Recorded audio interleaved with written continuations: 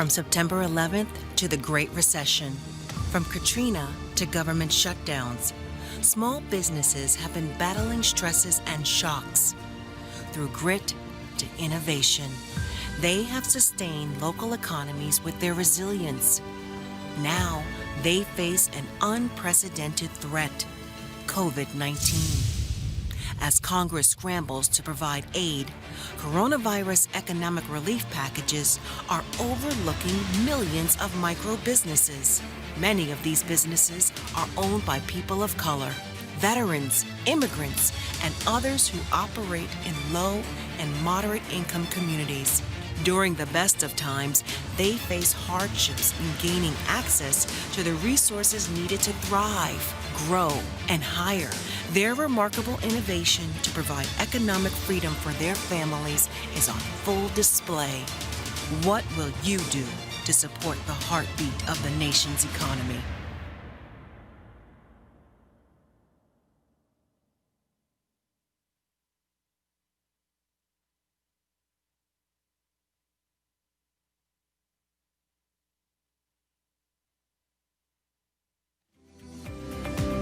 Welcome to the final week of the conference.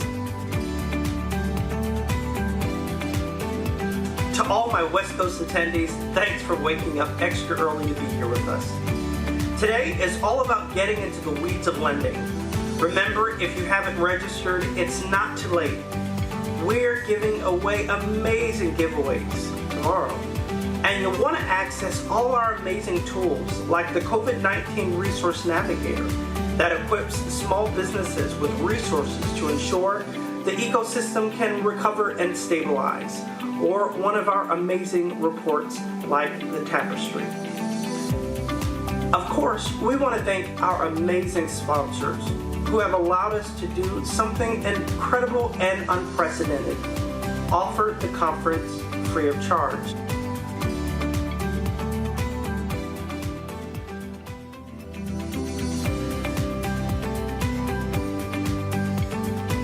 They are certainly real champions of resilient small businesses.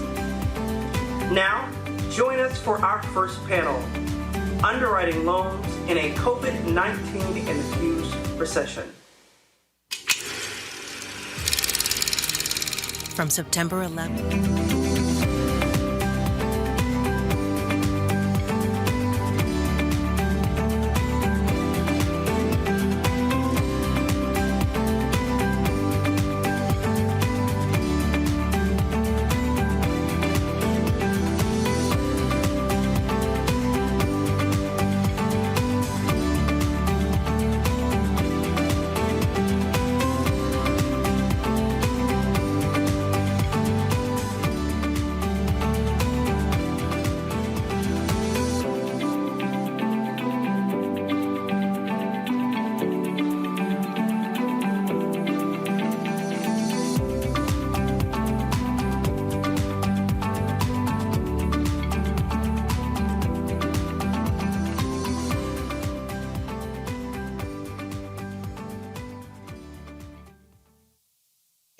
Good morning, and thank you for joining us. Well, as you saw flash by your screen, we have an exciting panel for you this morning talking about capital, how to underwrite these loans in a situation, in an environment, in a marketplace where we are clearly in a COVID-19 infused recession. Before we get into the weeds, let me introduce our amazing panel.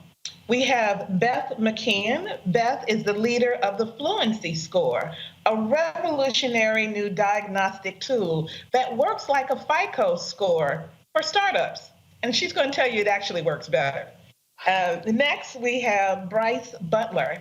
Bryce is managing partner of Access Ventures in Louisville, Kentucky. Access Ventures works with a mission to change the way the world invests in order to have a more inclusive economy. Next joining us is Leslie Smith. Leslie is the founding president and CEO of Epicenter. Hi, Leslie, it's good to see you. It's the nonprofit hub of the greater Memphis entrepreneurial movement. And she really has worked hard to make a movement in Memphis that is thriving. And last but not least, of course, is Kim Folson. Kim is a high-tech serial entrepreneur who's been founding and growing innovative companies for more than 25 years. I found out something about Kim. Her hashtag is #LadyBadass. I love it. I found that on the internet, and I'm going like, I am so thrilled to have this woman joining us. She's also co-founder and CEO of Founders First Capital Partners, a revenue-based investment and advisory support investment platform. They provided funding and growth support to over 200 companies since its founding in 2015. So I hope from those introductions, brief introductions, you can tell we really have an excellent panel. So let's get started. Underwriting of loans is all about how the lender defines and evaluates risk. I mean, I think that's part of the issues that we want to really understand. How are we defining risk? And so I want to ask each panel to actually talk a little about how they define risk and how does it factor into evaluation of a borrower's credit worthiness. Why don't we start with Leslie? Yay. Good morning, y'all. It's so nice to be here and with you this morning. I think, this is a really important question. And when we look at the work, we come at it with the view that all people are worthy of investment, and it's our obligation to find ways to make those investments instead of find ways not to make those investments. And so I think there are ways that we can do that by ensuring that we're not sort of singularly looking at one data point when we're making decisions about lending and or investing. We often talk about sort of credit, but forget to talk about collateral and character, which is how I was raised in banking. And I think all of those have to really be thoughtfully considered as we're investing in our local communities. I think that's become even more critically apparent in this sort of C-19 world in which we're living, that we have to look at the variables differently. And I also think we have to sort of strip out our bias when we're making these decisions, because it's likely untrue that the balance of credit worthiness, character, and collateral worthiness maps to lending outcomes that currently exist in our communities. It's interesting that you use character. That makes me want to go straight to Bryce. I know, Bryce, a lot of your lending has to do with character. Tell us a little about how your perception of risk and how it, you think about it as it relates to the lending that you're doing. Sure.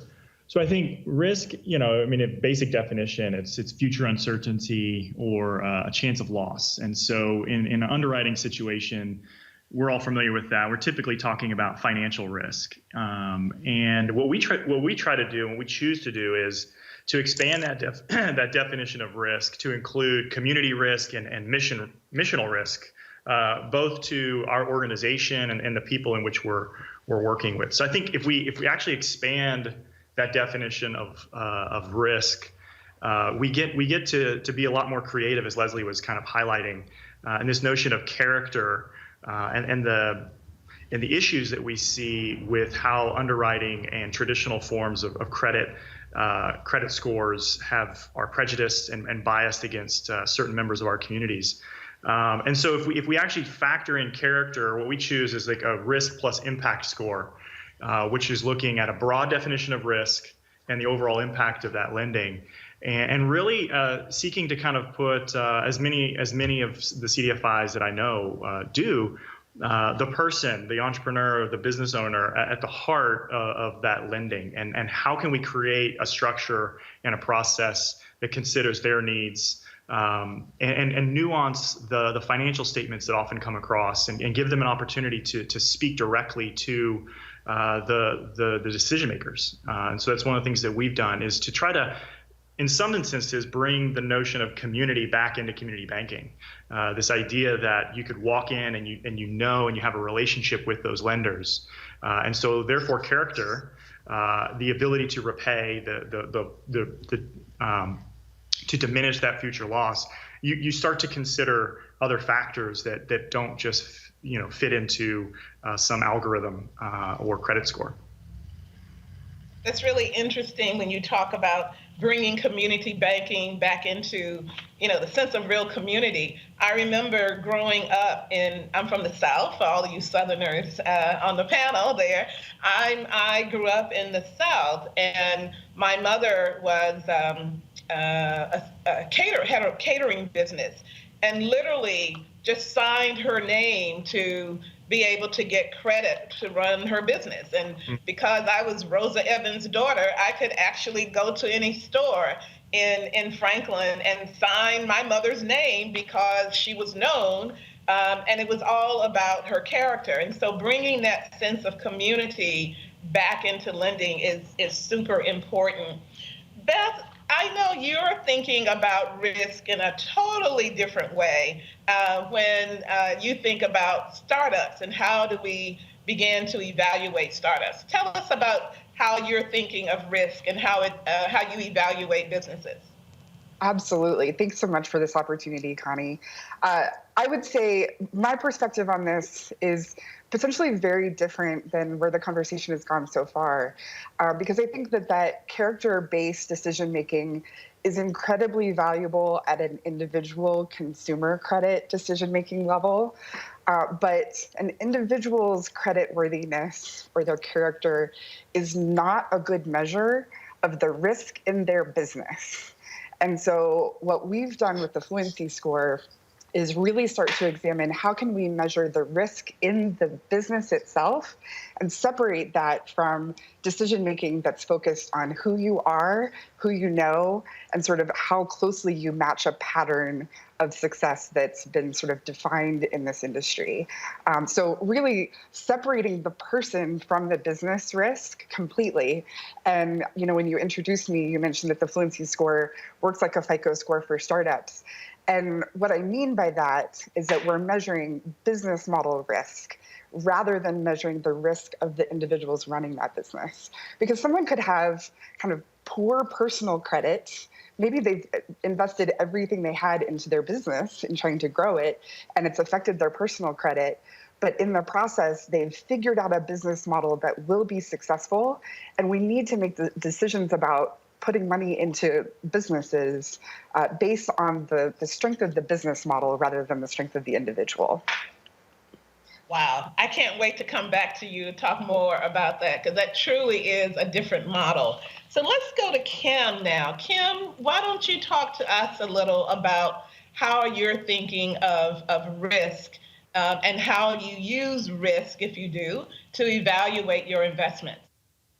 Certainly. And this is a great transition based on what Beth said, because the market that we serve, which is underserved, diverse, founder-led businesses, recognizes that the traditional credit model is a disadvantage. We don't look at the individual's credit for the most part. We don't look at their collateral. We look at the strength of the business and the character of the individual to be supportive, to work with a growth partner to grow. And in the strength of the business, there are attributes with regards to the business model of the business, what has been done to date, and the opportunity with the right type of resources and advisory support to grow the business further. And then the other factor is the opportunity based on collaborative performance to grow their business further. So they're not having to go through this journey of growing their business and getting access to growth capital, as an isolated process. It's really fascinating. Again, we're gonna dig a little bit deeper into your model and all the great success you're having. I want to go back to Leslie, though. Leslie, you have been doing some amazing things in Memphis. I think people have perceived Memphis as a difficult place to do business. I met the mayor. We had breakfast together in a meeting about a year ago, I think, maybe a little bit longer. But he had made a pledge to, I think, start 800 new businesses. It was 8 in there. But to start, new businesses, and particularly, I think, Black-owned businesses.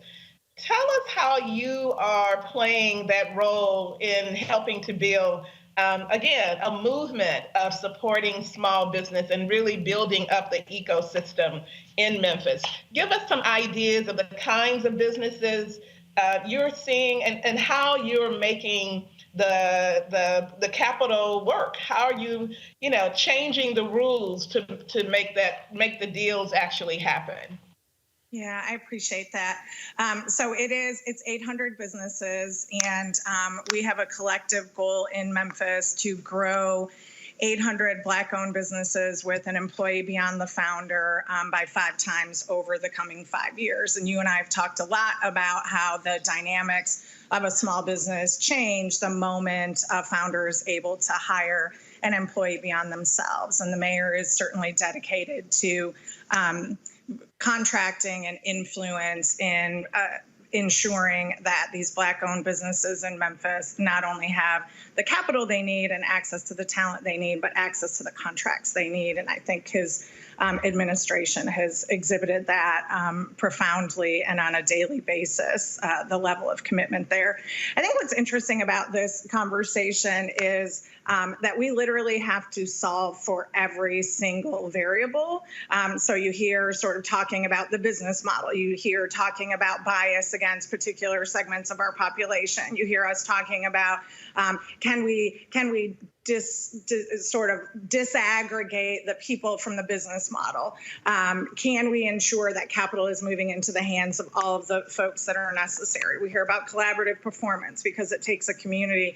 And I think what I would say about our efforts in Memphis is that it takes solutions in every single set of spaces to ensure that entrepreneurs self-identify as entrepreneurs and feel called to participate in this movement, which accrues to the benefit of the entire community when all of us participate, right?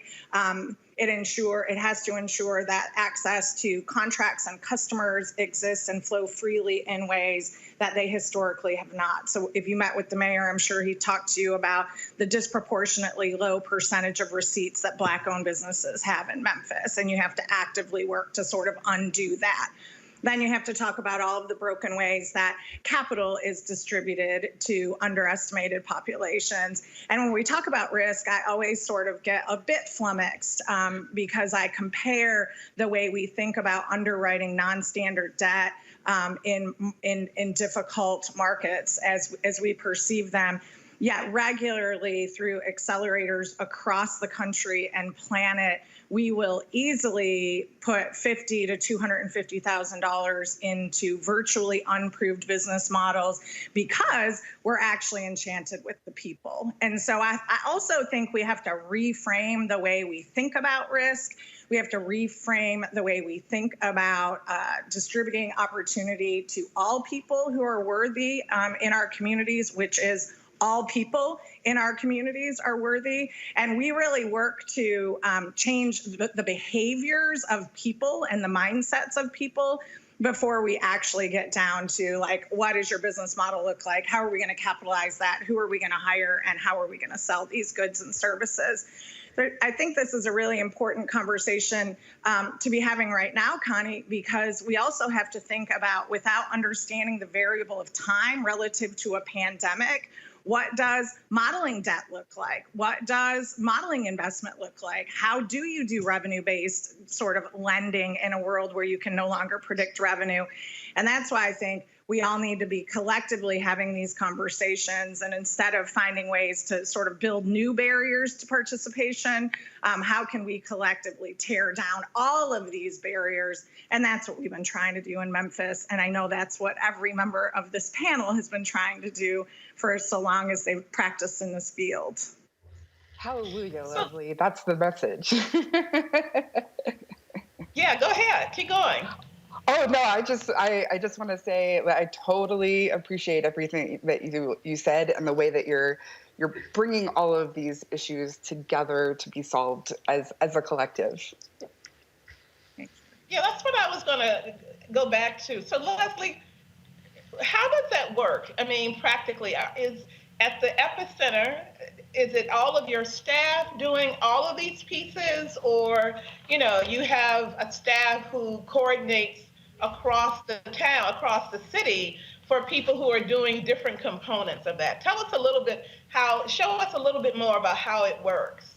Yeah, so it's a little bit of both, and we really do take the systems approach and try to ensure that entrepreneurs have a front door and hopefully multiple front doors into which they can enter our system. So we will try to effectively connect you to a resource that exists to meet your needs. And to the extent there's a trend built around a resource that doesn't exist, we build it and we offer it and then spin it into the community.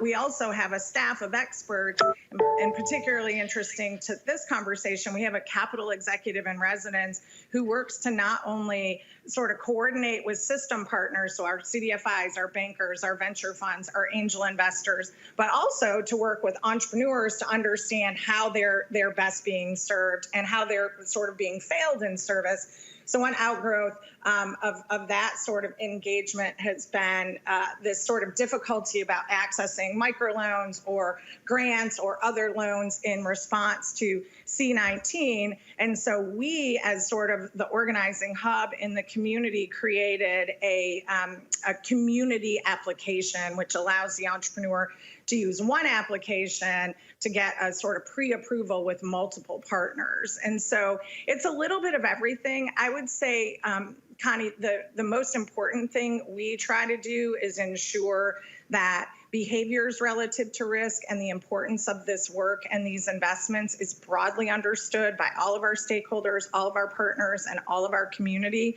We regularly say you can become engaged by being an entrepreneur, but also by being an advisor, an investor, and a consumer. And I think having an organization wake up every single day concerned about the entirety of that system and trying to influence each of those touch points has been largely beneficial in Memphis.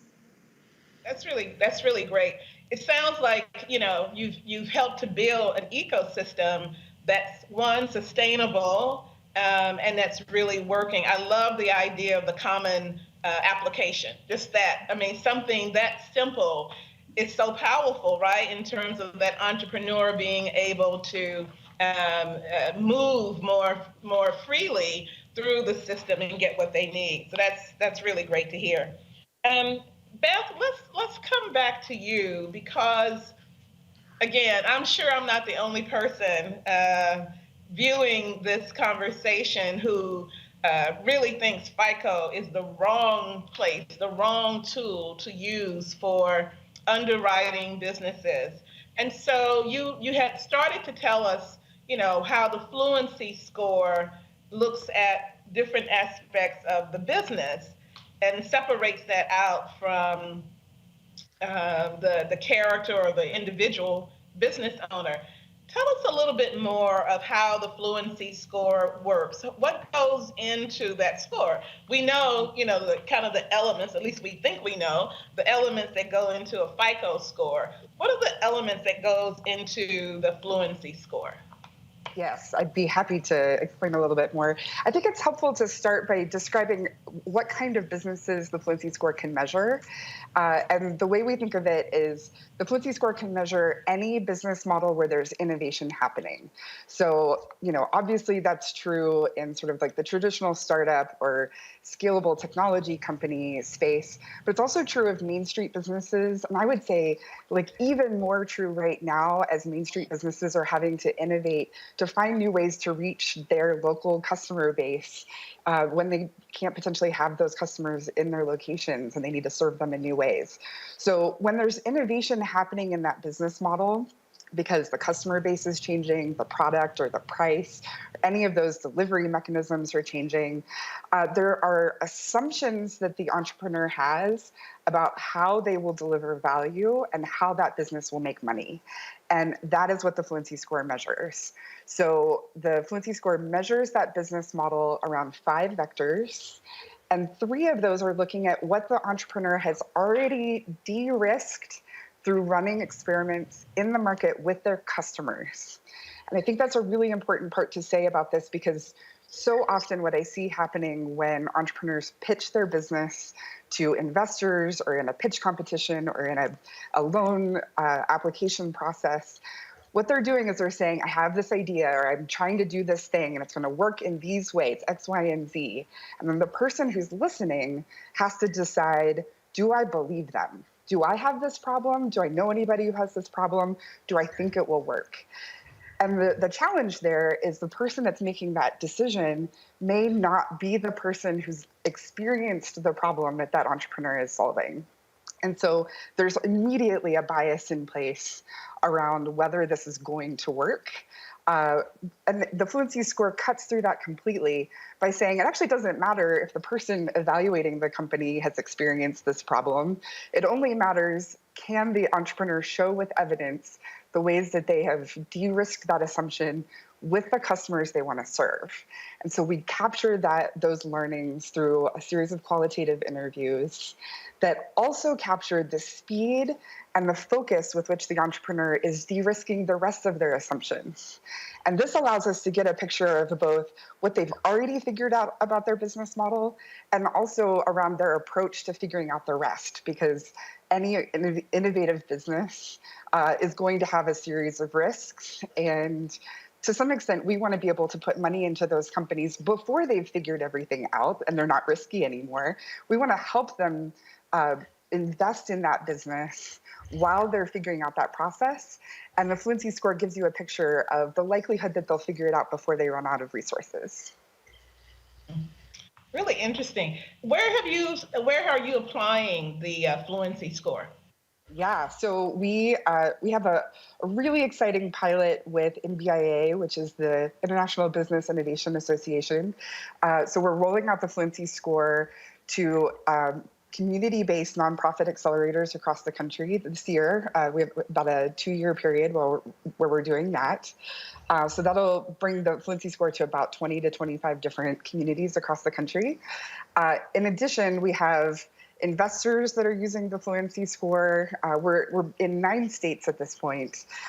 We've got investors, we've got organizations that search for companies to partner with corporations and do like a scouting program to solve problems within corporations.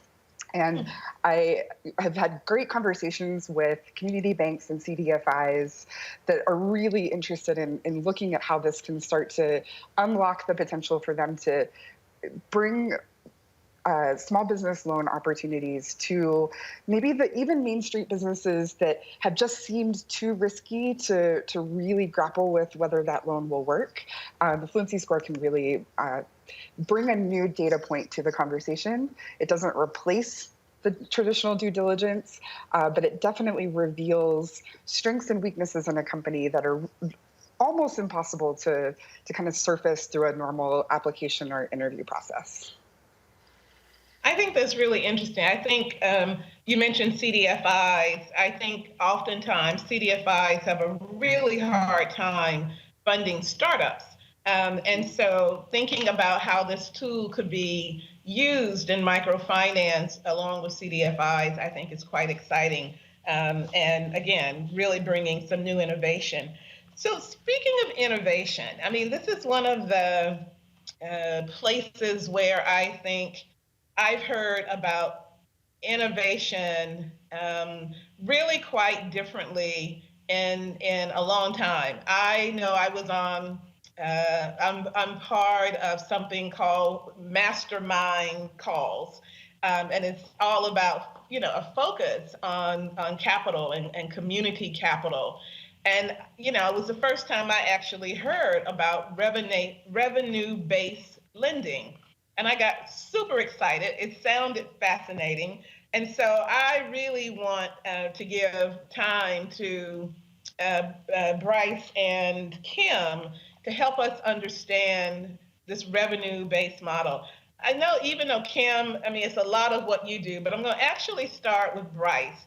Because Bryce, give us I know you do everything from Kiva loans to investments. And so talk to us a little bit about how you found revenue-based lending, how it's added to the portfolio of lending products that you're able to offer in Louisville, and how you came to partner with Kim. And then we'll let Kim tell us more about what it really is and how it's working and the promise behind it.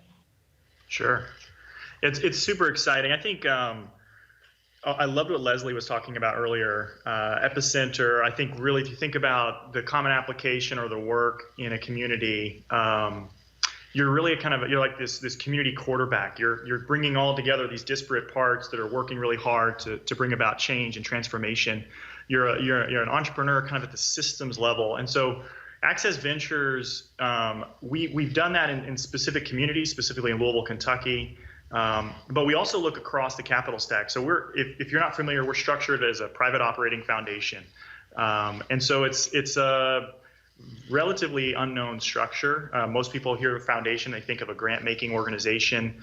We're not structured that way. And so what we're always looking to do is how do we, much like Leslie's working across the community to really meet the needs of entrepreneur, we're working across the capital stack within our own endowment and with our other partners to really apply creativity and innovation to meet the needs of entrepreneurs. So that's when you look at like our work and you see Kiva, and then you see the character-based loan, and you see revenue-based financing and equity investments and blockchain. All of that connects because of our broader mission to build a more inclusive and creative economy, and trying to find innovative ways to deploy capital to support business owners who really are the change agents in communities. And so we early on in our broader portfolio, we're looking at some of these statistics that 83% of businesses coming out, this was some of the data from Kaufman in 2019, I think it was, 83% of businesses take on some form of non-traditional capital. Only 1% of companies ever take venture, and the remainder take some sort of traditional debt. But 83% are figuring it out. They're cobbling it together from community lenders or family and friends or other structures like revenue-based financing or profit sharing. And so we went on this journey of trying to identify other forms of capital. And we also recognized that in this space of supporting low and moderate income, specifically Black and Brown and Indigenous entrepreneurs, you have a couple of factors. One, they typically run businesses that are what are called like normal growth, and the traditional structures of capital are chasing unicorns. And there's this really interesting movement called Zebras. If you want to check it out, Zebras Unite. And it's this movement to really inspire entrepreneurs and capital to support real things, real entrepreneurs, real businesses. And so how can we reimagine the structures of capital? Because if we think about the history of venture capital or even of traditional debt, a lot of it's built around bias and prejudice, and it excludes even the term sheets themselves. Connie, I know you're familiar with this with your work in gender lens investing. The types of businesses that it prefers in the structure of a quick exit exclude businesses that are traditionally run by women, but women are proven to run more successful businesses in the longer term. And so how do we reimagine term sheets? And that got us to revenue-based financing. And so this gap of capital in the market, we have a partnership with an organization called Community Investment Management. And what they do is they work to aggregate institutional capital, and they've raised $300, $400, $500 million. And then what they do is they work through community lending organizations, some technology platforms that have the entrepreneur in mind. They're more socially conscious in their deployment of capital. And we got super excited about Founders First Capital that became a partner of CIM because of the work that they do to deploy capital in low and moderate income communities through this revenue-based structure. So I'll kind of turn it over to Kim, who can explain more of the nitty-gritty, but we're really excited about it. Just before we get to Kim, I just wanted to mention follow-up because you mentioned Zebra United. Astrid, who is Zebra United, is on the next panel following us. So that's exciting. Perfect. I hope everybody stays on and listen to more of what she has to say. Kim, we are just like super excited to hear about your revenue-based model and all how it's working, why you think it really has a lot of promise to get to more and more businesses. Certainly. And I'd like to start off with picking up a couple things that both Leslie and Beth talked about. So our platform includes an accelerator as well as our direct funding platform, which we use revenue-based funding, and an advisory component. But because we do focus on diverse founders that have not run a business before, and our goal is to help them grow a business that's an employer-based business, that they're able to add, essentially 20, 50 jobs through the deployment of capital. So it begins in a lot of new skill and behavior attainment. So we use a technology platform that includes gamification and economic behavior tracking, such that they're able to learn these new skills with regards to business health management, operational processes, and so forth, including recurring revenue models, tech enablement, that have been very helpful in the business being able to be successful and sustainable. If you look at, positive, successful tech-enabled businesses, which is the background that I came from. So we start that as the point of building the relationship with the entrepreneur and the business, and looking at how the business is operated when you add these components to it, and teach them about the power of improving the value of what you deliver so that you improve your profitability. And when you add those components in there by infusing revenue-based financing, which is such that, unlike traditional debt, you make an investment in the company, taking a step back, revenue-based financing is a hybrid between, traditional debt and equity. You make an investment in the company, they pay it back to a cap using a royalty that is set based on the term. So, our traditional investments are maybe a 3-year term, and so they'll pay back that at 1.5. And if you ever watch the show Shark Tank, I know some people hate the fact that you use the reference, but the fact that that it's a show that's been on for 11 seasons. Mr. Wonderful, who's been an advisor to me when I launched Founders First as far as our model. This royalty that they use to pay this back, it's a percentage of their revenues, their top line revenues. And it's a aligned interest because both us as their growth partner and the business owner or leadership team are working on growing and improving the increase in revenues and the profitability of the business such that it's able to perform over that time. The beauty of using a royalty stream to determine the amount of payment and how that pays back against the cap is it handles these fluctuations like you have in COVID-19. The reality with businesses are that they fluctuate. They are not, as much as people do this spreadsheet gymnastics of creating these projections of how they're going to grow. You have a month that's great, you have another month that's not, or a couple months that's not. I mean, that's the nature of how businesses grow, especially until they get to, 5 million or more in revenue, or depending on their industry or even their revenue streams. And teaching an entrepreneur that you need to rely on multiple revenue streams, multiple customers, have a couple of industries that you can grow into. That's the growth partnership that happens. And so revenue-based financing handles that fluctuation in how they're going about growing and teaches them that process.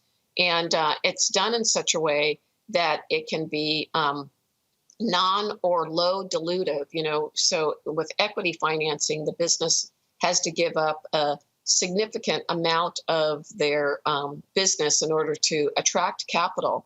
And, just as was talked about by Leslie and Beth before, a business has to go through some trial and error and testing to see how things are going in order to, refine them and scale. Revenue-based financing, because of the fluctuation in payment, is based on the actual amount of revenues generated. You're able to accommodate that fluctuation without having to redesign or change or defer and all of those components. At a high level, that's an element.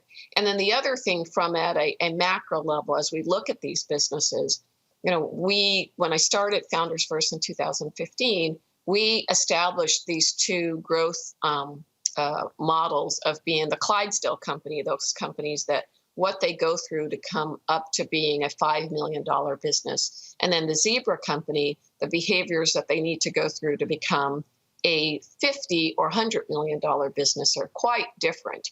And so what we strive to do is provide these companies with a playbook such that they have an expectation of these are some of the performance metrics that you can strive to achieve and look for and adjust as levers and using assessments to help you in growing your company. And so, revenue-based financing is the capital method that we utilize to help fund them. And we do it in such a way like equity in that, we make an initial funding of the company in the six figures. So it allows them to invest in marketing and in people and product refinement, as well as adding the ability for follow-on funding. So we will do anywhere from 2 to 4 follow-on funding so that they have an established capital partner and not having to spend so much time kissing a bunch of frogs where there's just not a fit as far as trying to raise capital. That's really fascinating. A couple of things that you said.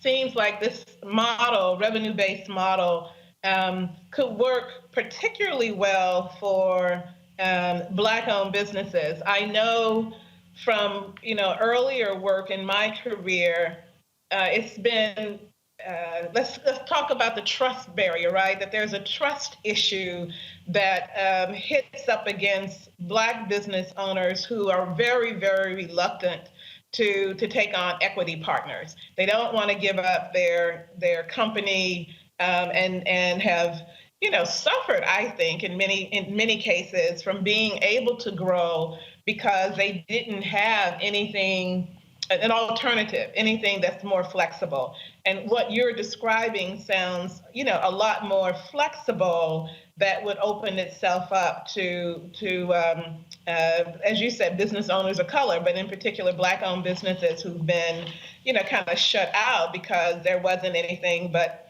somebody wanting to take ownership or a great deal of ownership out of your company, and they just have been reluctant. It's really exciting. I actually forgot that I have my good old phone here where people are texting me questions from the audience. And so this one is for Beth. When measuring the strength of a business model to determine credit worthiness, at what point does that measurement become subjective based on changes in economic climate? And how is that variable accounted for in the underwriting process? That's a great question. So a huge piece of the innovation that we're bringing to this process is a standardized objective measure of risk. So it is, we have trained evaluators that are able to collect the data from the entrepreneurs, but those evaluators are data collectors. They're not the ones that are kind of looking at the results and then making decisions on behalf of those companies. They're collecting the data so that, and we use this qualitative process because we don't want a misinterpretation of a question to be a reason for an entrepreneur to not get full credit for what they know about their business model. So we don't want it to be about how well you understand the lingo of business or how well you can describe things using kind of standard terminology.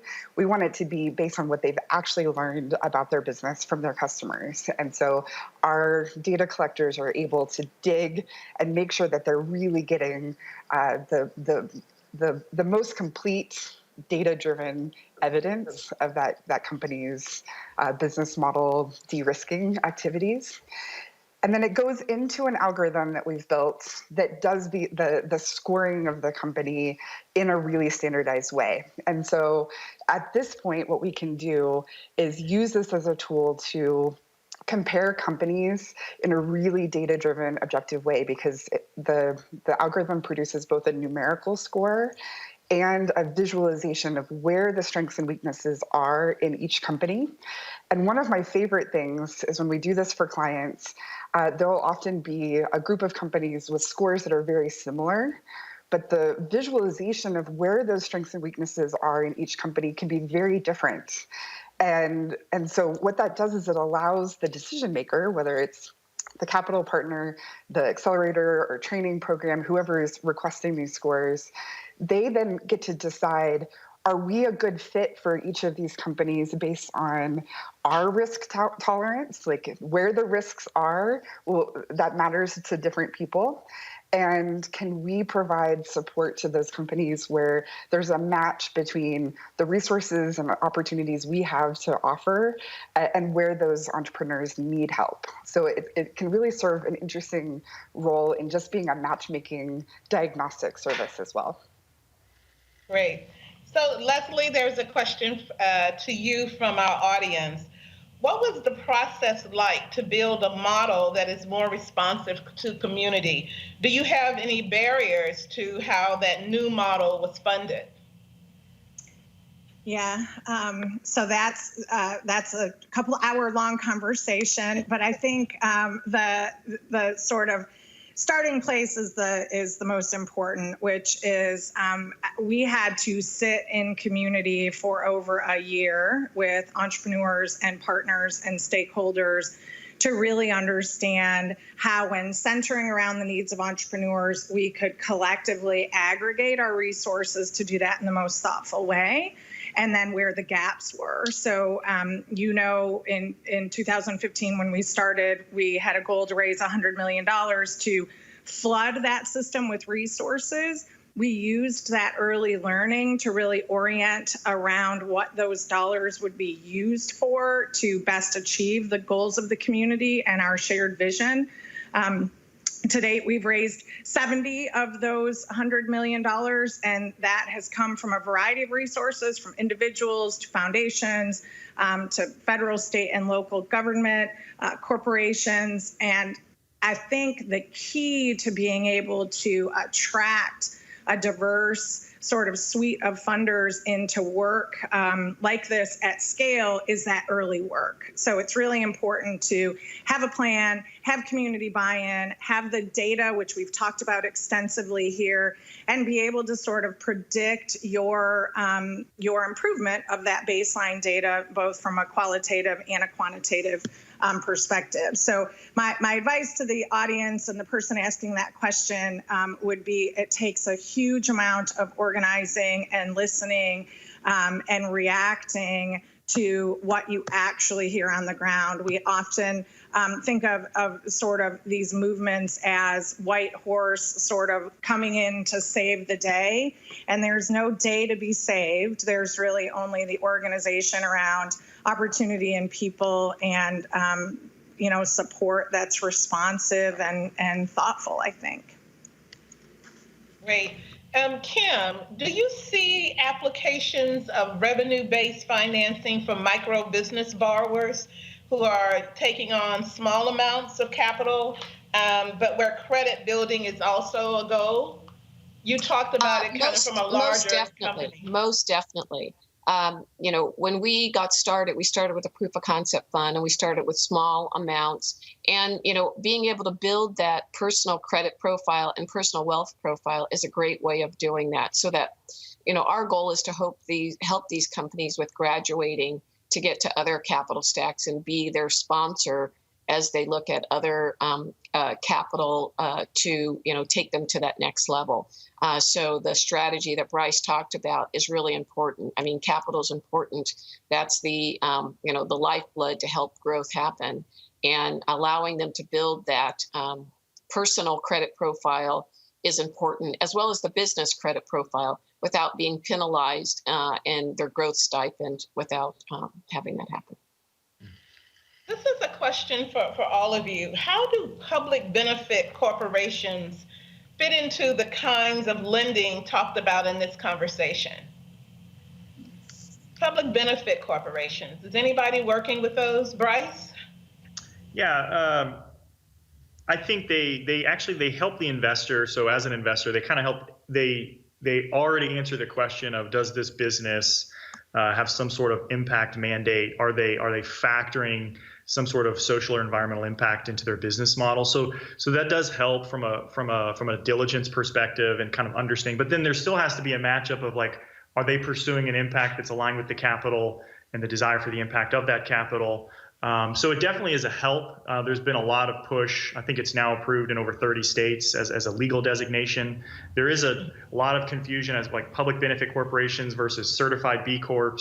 And there's been a lot of work done on defining and then measuring that impact in various industries, so that we can actually start to compare the impact of apples to apples on that impact of, okay, you say you care about gender lens investing or investments in Black and brown founders. How are you performing against other types of businesses in your industry? So there's been a lot of work to standardize the measurement and the definition, but I still think we've got a long ways to go. So it helps, but there still is. It's one piece of, I think, a diligence or underwriting process. Anybody want to comment further on that one? Public. Yeah, Leslie.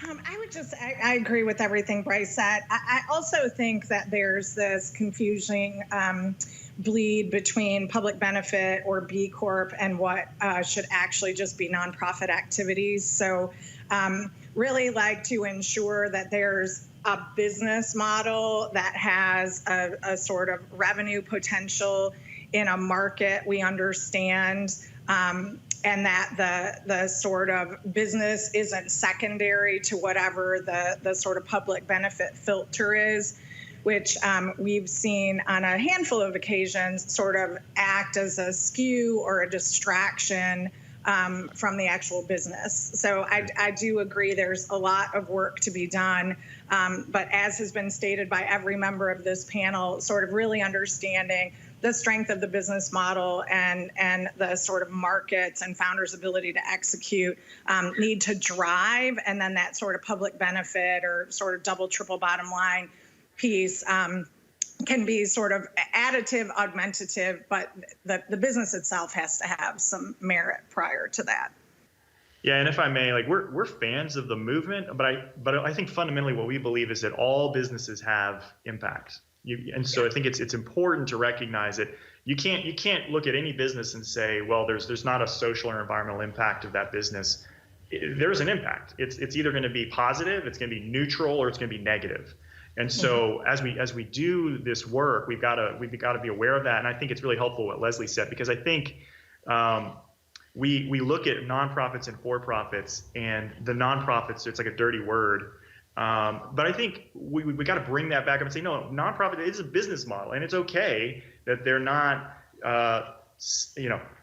sustainable from a financial perspective, because the impact that they're pursuing far outweighs the financial return. But nonprofits can generate revenue. So I think we got to look at the business model, and we've got to say these types of business, all of them matter.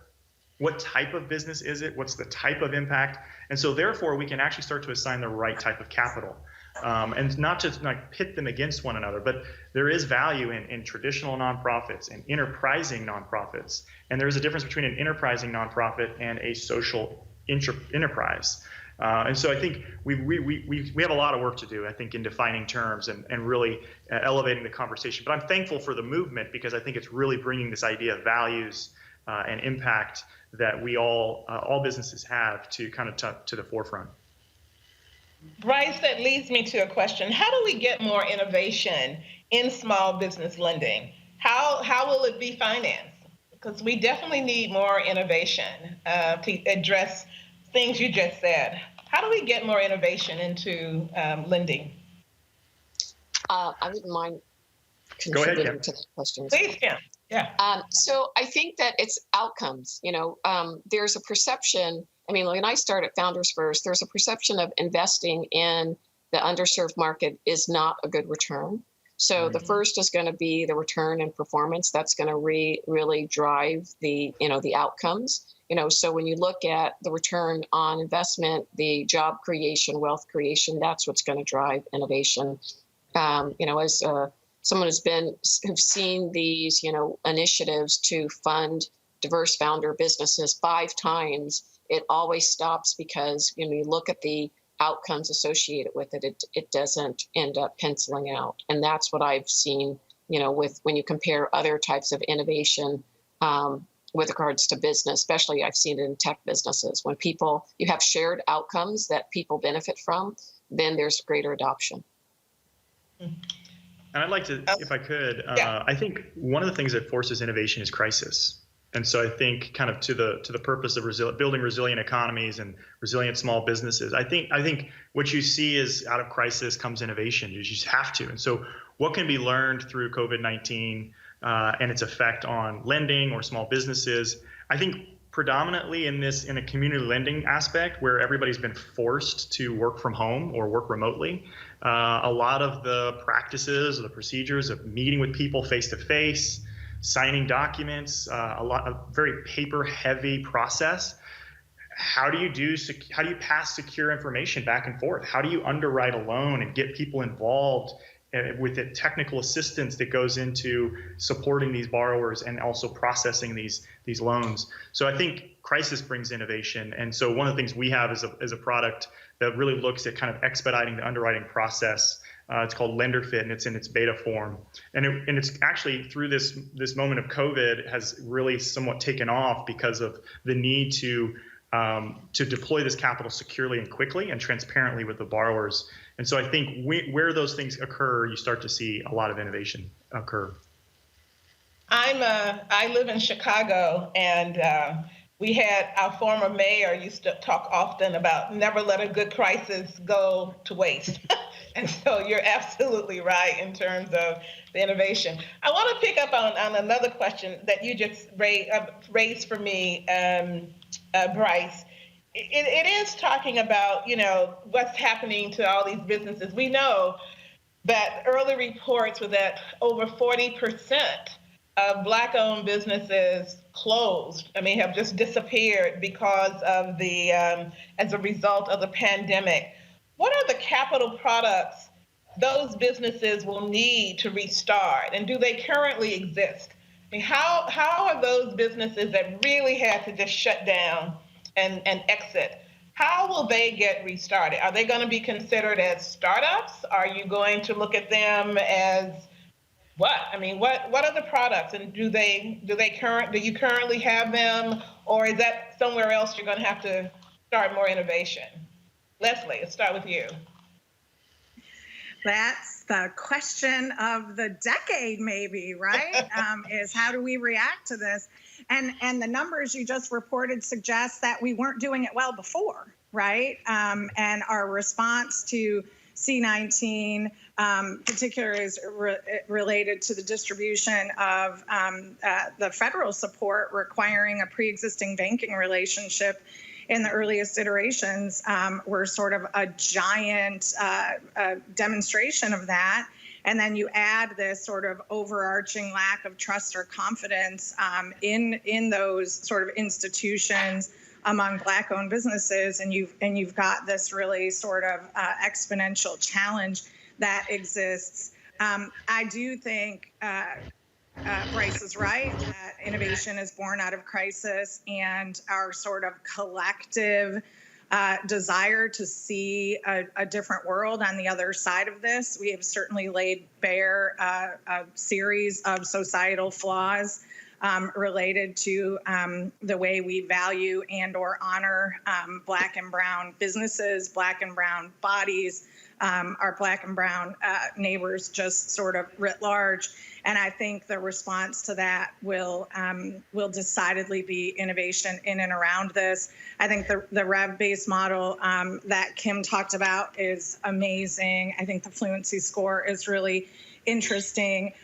We've built a product here locally that we're piloting that we hope will start helping the sort of restart of the economy. It's sort of a sort of mezz loan fund that we're executing with our CDFI partner Pathway Lending here locally. And it's really sort of 5-year patient capital, term debt, again, non-dilutive, but gives the business an opportunity to recover and restore and thrive, which we think has some interesting scaling opportunities and implications there. I think we're going to continue to discover new ways to capitalize these businesses, whether they're new or restarts. I think is a really interesting strategic and legal question. And we've been having a lot of conversations as a community about thoughtful closure of businesses so that there is this sort of fresh start potential on the other side of that, and sort of measuring the pros and cons of that. And I think there's great innovation required to make those decisions. And then just sort of creatively and consistently stacking the capital in ways that we've talked about here, with the recognition that a single type of capital does not serve all businesses, and that the more diverse our capital stack, the more likely we are to cover all of the opportunities that exist in our markets. Well, I want you all to know that that people are commenting in mass and saying that this is an excellent conversation. But they're also telling me there is no way I can get to all the audience questions. And so I'm going to ask you guys to each kind of give a final wrap up, whether that wrap up is to other lenders in the community and things you would want, the last comment you want to give to them, or we know we also have a lot of business owners listening and viewing us. And so perhaps you might want to make your last comment or statement to the business owner and some advice for them. But how would you like to use your last few seconds to wrap up our conversation? And I think we'll start with Bryce. Well, thanks, Connie. I think my thing would be, I think there's a lot of work that we've got to do. And so, yes, innovation is born out of crisis, but how can we not lose this moment to really press into some of the needs that we have? The Community Reinvestment Act was passed in the 1970s, been updated, it's been talked about being updated again. We really need to press into that and look at how does technology apply? How do we factor some of those things? How do we really actually create a secondary market for CDFIs that was part of the original plan in the early 90s under President Clinton? How do we bring CDFIs into kind of the mainstream discussion on banking so that when PPPs of the world come around, we're not an afterthought. We are actually at the table in the construction of how to deploy these dollars. And so I think I'm appreciative of the work of AEO and really pressing this forward, because I think we need to do a lot around economic justice. I think to your last question, we've got to do some work to address the wealth inequality that exists. And so when we think about access to capital, we have to think about creative solutions for our Black and brown citizens, because when you have the average white person, myself, that has over $100,000 in net worth, and the average Black person in America has around $8,000, and the first place an entrepreneur goes is to family and friends. Well, when you've got a great social network that lacks financial capacity, you are not going to have the same opportunity. So we've got to do some real work as a nation to address that wealth inequality. Thank you, Bryce. Beth? Yeah, in thinking about that, like we really see the Fluency score as one of those potential solutions, and it works better at scale when the network effects of an industry using an objective, data-driven model for measuring business model risk allows all of us to share a common language and a common approach to thinking about these companies that's way less gut instinct or pattern matching or relationship-driven, and much more about the fundamentals of the business itself. And so my request is that as we're expanding across the country, we're always looking for both organizations and founders. We're kind of building these communities of people that really want to see the Fluency score come to life in their community. And to the extent that we actually are starting to activate entire states and regions that see the value of not just their one organization using this tool, but their entire community and the entire kind of innovation and entrepreneurial stack. And so I would just love to initiate conversations with leaders that are interested in kind of seeing what this could look like in their community to really serve their founders, because opportunities come up in interesting places for us to partner with government agencies, foundations, and we're always looking for ways to partner with organizations to bring this work to their community. Great. Thank you, Beth. Kim? Well, I would say that there's a few things. One is we've got to have some real outcomes that change the dynamics for people of color, African Americans, brown and indigenous people. That's one thing. I've seen these initiatives happen over the last 30 years, and it's not really moved the needle. In fact, it's moved the needle the opposite direction with regards to what Bryce was mentioning as far as wealth and creation, job creation, and so forth with regards to African Americans and people of color. So that's the one thing. And to make that happen, there has to be much more inclusion of people of color in the actual capital distribution process, and that we are not fearful of having those outcomes occur, building wealth, increasing employment, increasing representation with regards to leadership, and changing the dynamics for underserved communities. We have been talking about this for decades. It's gotta happen now. Otherwise, we're going to repeat this in another decade. I just unfortunately have just seen this happen too often. And so that's how I see us being able to move the needle. And that's what we're committed to do at Founders First. You're here, Kim. Thank you. Leslie. Thank you. And yes, all of that, Kim, measure it and also disaggregate it. I think we fall prey to lumping everything together in a minority category, which includes white women, and then we never have to sort of understand or measure the impact against Black or brown founders. And so I think measuring everything, but doing it in a thoughtful way where you can clearly see the data and the changes against the improvements against that data. For the entrepreneurs on the phone, you are our heroes and sheroes. Thank you. Everything we do for you. To our practitioners on the phone, never stop learning. We are not doing all that we can, and there's always more to be done. For our lenders on the phone, if all you have is a hammer, everything you see is a nail. So start looking for other tools and embrace them. And for all of us collectively, let's really lean into this moment. To you, Connie, and your team, thank you for including me. What an amazing, amazing panel. I could keep talking with you guys for hours. I look forward to AEO working with each of you. Thank you for all the work that you're doing. Thank you so much. Bye-bye.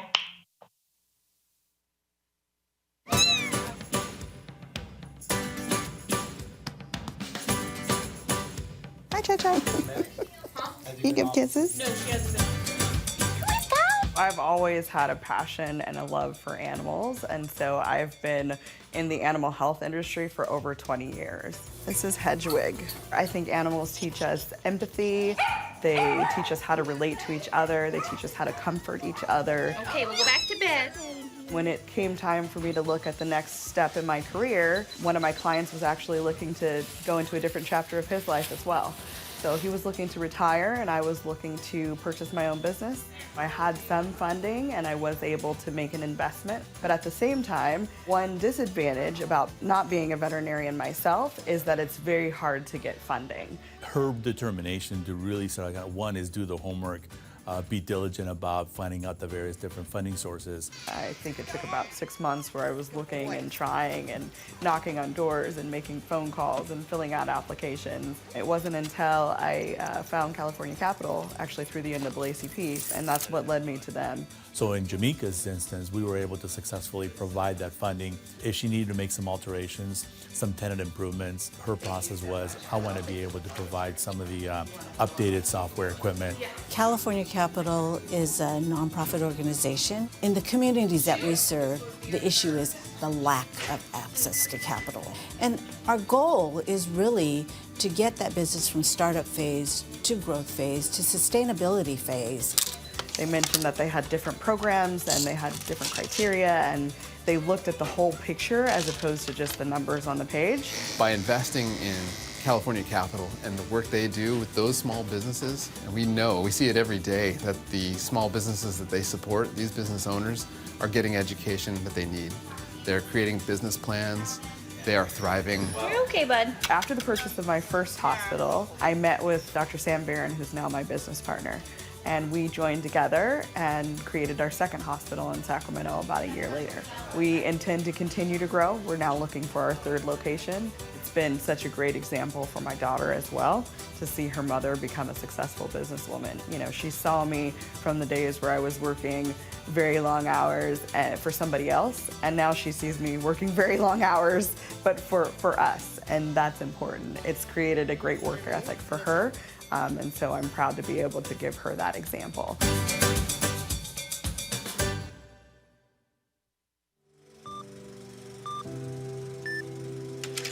Since we first opened our doors in 1858, Fifth Third Bank has been a champion of dreams.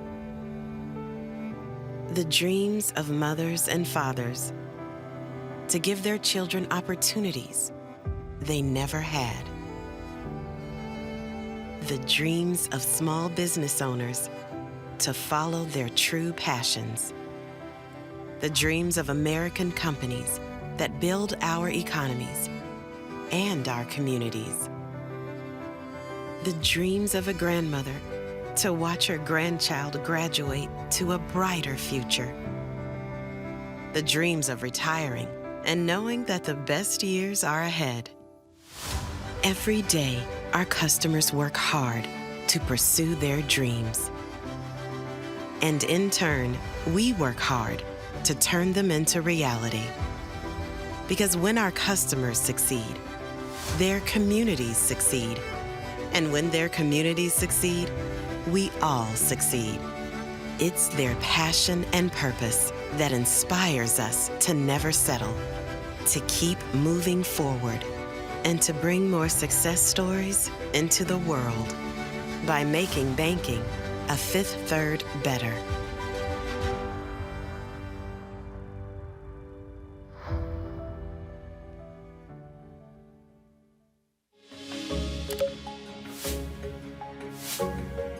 In the United States today, improving economic equity and opportunity are at the forefront of the national conversation. However, 44 million working households, representing 90 million people, struggle to pay their bills each month. And when it's tough to get by, it's even tougher to get ahead. At the Rockefeller Foundation, we believe we can lift up nearly 5 million low-wage workers by 2025, reducing economic inequality for those that need it most. We're transforming the economic stability and mobility of America's workers by utilizing the levers of public policy and private enterprise. We're also making visible investments in people and places that address the changing needs of the U.S. workforce, while helping to bring investment to low-income communities. For over 100 years, we have stepped up during our country's most critical moments, and we are recommitting our resources to unlock barriers to opportunity and rekindle faith in the American dream. We will continue to work for and with America's workers, facing economic challenges head-on, because everyone deserves the chance to thrive.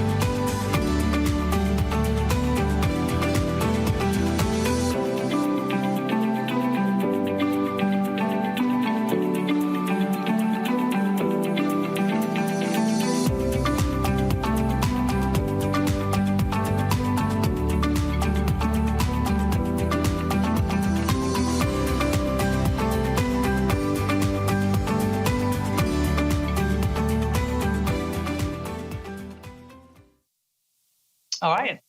Good morning, everyone. Thank you for joining us for this session on getting into the weeds of lending. My name is Astrid Schultz. I am an entrepreneur based here out of Portland, Oregon, and also the co-founder of Zebras Unite. Zebras Unite is a global community of entrepreneurs and investors building the capital, community, and culture that we need for resilient and inclusive economies. And we believe everybody deserves and has the right to imagine the future.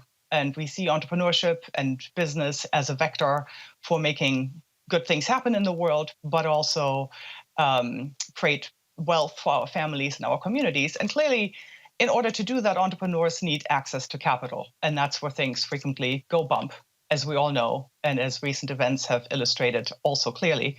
So with me this morning, I have three fabulous panelists, and my job will be to get out of the way and encourage them to tell you about their expertise and experience in banking, in fintech, in community economic development. And what we're trying to do here is we'll have about, I'd say, 3 rounds or so of conversation, and then we'll see if we get into any Q&A with you all. So without further ado, let me do this. Let's have a first round of telling the audience who you are and what the recent PPP Paycheck Protection Program has taught you about the state of the capital plumbing in this country. And I'm going to call on my friend Stephen Green first. He's a recovering banker. So over to you, Stephen. And we don't have Steve yet.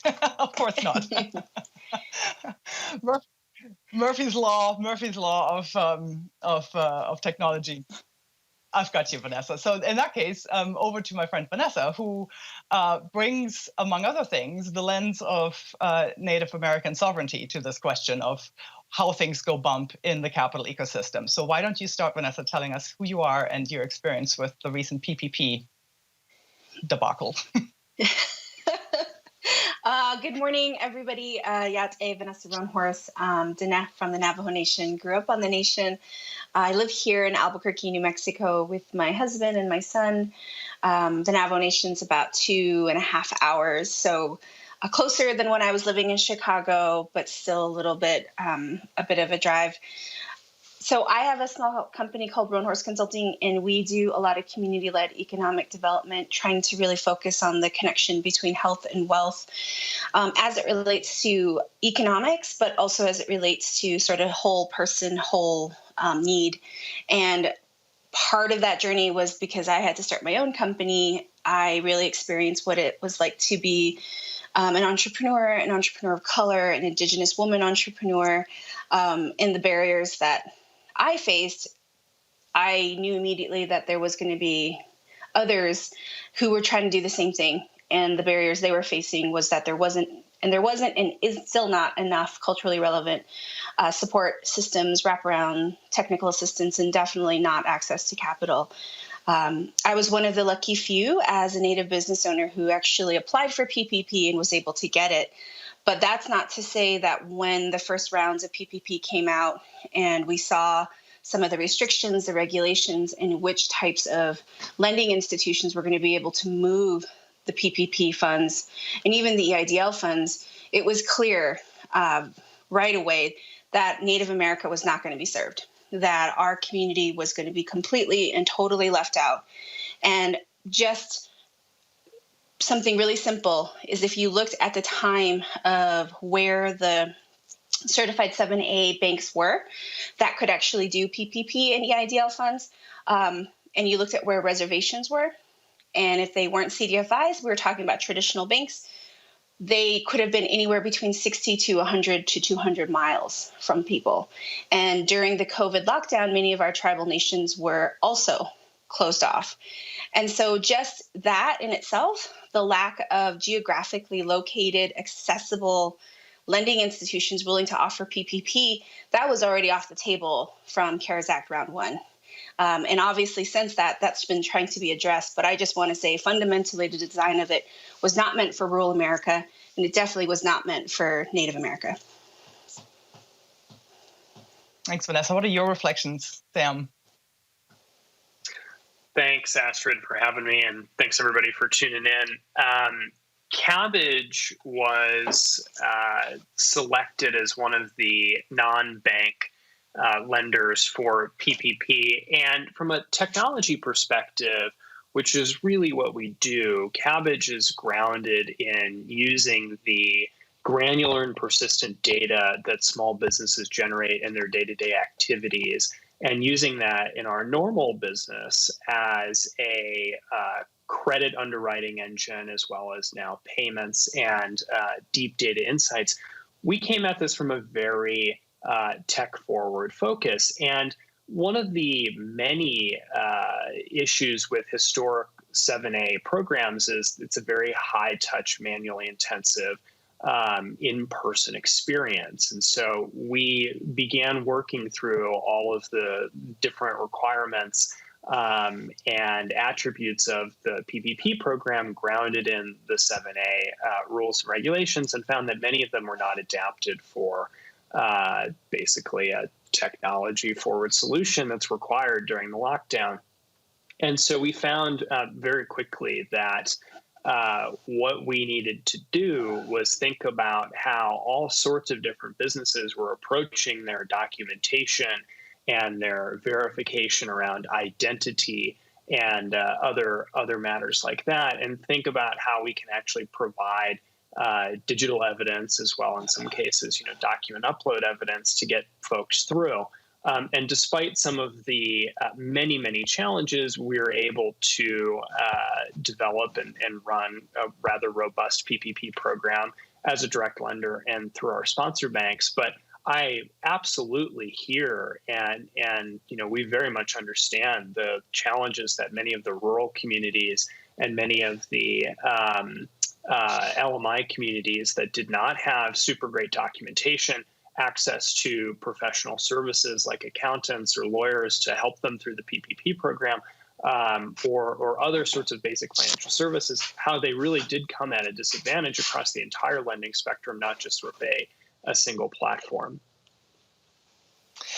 Yeah, I mean, it was interesting reflecting on what both of you have just said, and I'm very much hoping Stephen will be able to join us. One thing that was so frustrating, I think, for so many entrepreneurs is, and what the PPP really illustrates is how broken the existing plumbing the existing banking infrastructure is, right? There was this, we turned on this spigot and hundreds of billions were being shoved through a system that was just not prepared to deal with it at all, right? And it illustrated all these places where it just broke down. It didn't get to rural places. It didn't get to a lot of urban folks. You know, in Portland, so many businesses, whether they're women or people of color owned, didn't have existing banking relationships. Or if they had them, they were being locked out by the existing large banks because they were primarily focusing on not just existing business customers, but existing business customers with existing lines of credit. And so it ended up being this exercise in frustration with people having to run around many different banks who may or may not have been taking new customers, who themselves were completely overwhelmed by the requirements of the program and trying to figure out how to implement that. And, banks trying to be tech companies, that was going to be a recipe for disaster. I mean, the way it handled, but with my bank, I just gave up, frankly, on it initially. And then I have to confess, I mean, I ended up getting a PPP loan with Cabbage because it popped up at my fingertips. I was in my payroll service program and it said, oh, you may qualify for X $1,000. Here's the one push button. And it punted me over to Cabbage, right? And that's when I think for me the light bulbs went on that, wait a minute, there is a way to do this that is very, very responsive to entrepreneurs' needs and already meets them where they're at. And so I think I want to probe that a little bit better now, sort of taking the sort of forward-looking spin. What can we learn from the failures of what just happened with PPP in terms of the better infrastructure that we need to build, and what does that look like from your respective perspectives? Maybe, again, starting with you, Vanessa. Yeah, so I just want to say, one of the things I appreciate that you shared around sort of the 7A process and how cumbersome that can be, particularly because it's so in person and you have to go through so many steps. I think one piece of that is got to be called out is that part of that challenge of walking into a bank as a person of color is it's generally going to be a crapshoot. You don't know if you're going to be supported. And that's been sort of the traditional, I think, failure of banks as it's become more corporate and large. So the opportunity to see things like Cabbage, as well as other mission-aligned partners, financial intermediaries, I mean, for what we had to do to support our community and our native businesses was we couldn't a lot of our local banks weren't able to move the money fast enough. A lot of our community members couldn't access the resources with any of those banks.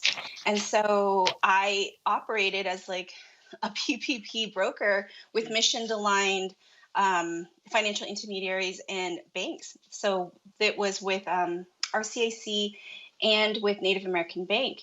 And I was essentially just taking folks and funneling them to them. And it was sort of like this weird intermediary broken process, but it was the best way for me to sort of make sure that folks who were distrustful already of the financial systems were probably relatively underbanked potentially because of the types of businesses they had and or just couldn't access a financial institution that was willing to give them the time of day. And so through that process, we were able to see it. But I will say that one of the opportunities, I think, particularly in rural and Indian country, is if we were to be able to have more financial tech tools that either connected, so similar to Lifesaver, which connects all of your accounts under one system and has relationships with local banks and credit unions, that is the kind of support that we need to be able to have more access to banking tools, savings tools, as well as increasing our financial health and literacy. And right now, I know that is missing. And some of that just also has to do with lack of infrastructure of broadband and the internet for many of our reservations in rural America. However, it's not to say that that investment can't be made and we can't figure out better ways. But things like Cabbage, Lifesaver, and other tools like that, there's no way that we can't sort of lean into that technology. And I think it has to happen sooner than later.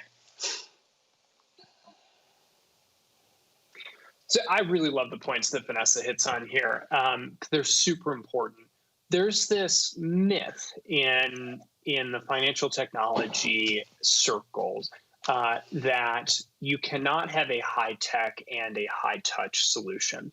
And that's simply not true. And I really like the words that Vanessa used, which were community-driven, mission-driven partners. It is absolutely the case that technology tools can and should integrate with folks that are on the ground in those local communities that can provide support services, if necessary, to populations that need them. Only those local community members can really understand exactly what those challenges are. Now, there are plenty of challenges that all sorts of communities face across the country. Access to mobile and broadband is certainly one of them, and that's really stuck with me. Actually, President Obama's parting challenge to his staff was, please, you need to go solve this broadband and internet equity issue because we will pay for it dearly in the future. Now, aside from the actual cables and wire infrastructure piece of this, there's a huge gaping infrastructure issue around data access and data rights. And so if you think about a small business's ability to operate in now what is obviously the internet economy, having access to, yes, the broadband is critical, but having the support services to figure out how to be tech literate and navigate different platforms that are recording that data, whether it's a sale and a transaction, tax information, payments information, the ability to settle and move money quickly. So many folks end up in financial distress, both from a commercial and, frankly, a consumer side, because they're not able to settle their funds quickly. That is, very much a Federal Reserve and payment system plumbing issue, as well as an opportunity for different fintech platforms to disrupt the normal ACH system and provide those services. But even beyond that, once the data are recorded, a small business needs to be able to access and understand that. In far too many cases, a business owner is not able to actually share the data, the payments information, the transaction information, the sale, the accounting records that they themselves have generated in the course of their business. And that's harming them in the long run if they're not able to use that data to empower themselves, to give themselves insight, but also port that over to a lending institution or a payment institution and use that as their record in what is becoming a non-traditional underwriting world. Now, PPP was a little bit different because it had such strict identity validation and verification requirements, but that also speaks to how do we think about the identity of a small business as an entity as well as the small business owner today? Well, even through PPP and other lending programs, it's very much, do you have an ID card that we recognize? Can you produce that? And that's really not a super legitimate or valid way to look at identity for an organization that may have one or two or three authorized agents. That slows it down. It's heavily grounded in a manual world. And frankly, it's not very equitable when you think about how you can produce validation that you are who you are on the internet. Now, what I'll build on that is, again, once you have that data and you're able to prove who you are, who your entity is, you need to be able, yet again, to access that information. And so, that's one of the things that Cabbage is working on, is our insights engine to really spin that data back to a small business and granular insights. But other lending institutions, banks, credit unions, CDFIs have the capacity to do that if they're able to find tech partners that can work with them and build that out. And I really want to see, again, that high tech and high touch mission come together over the long run with all of our community partners, our tech platforms, and our traditional lending institutions.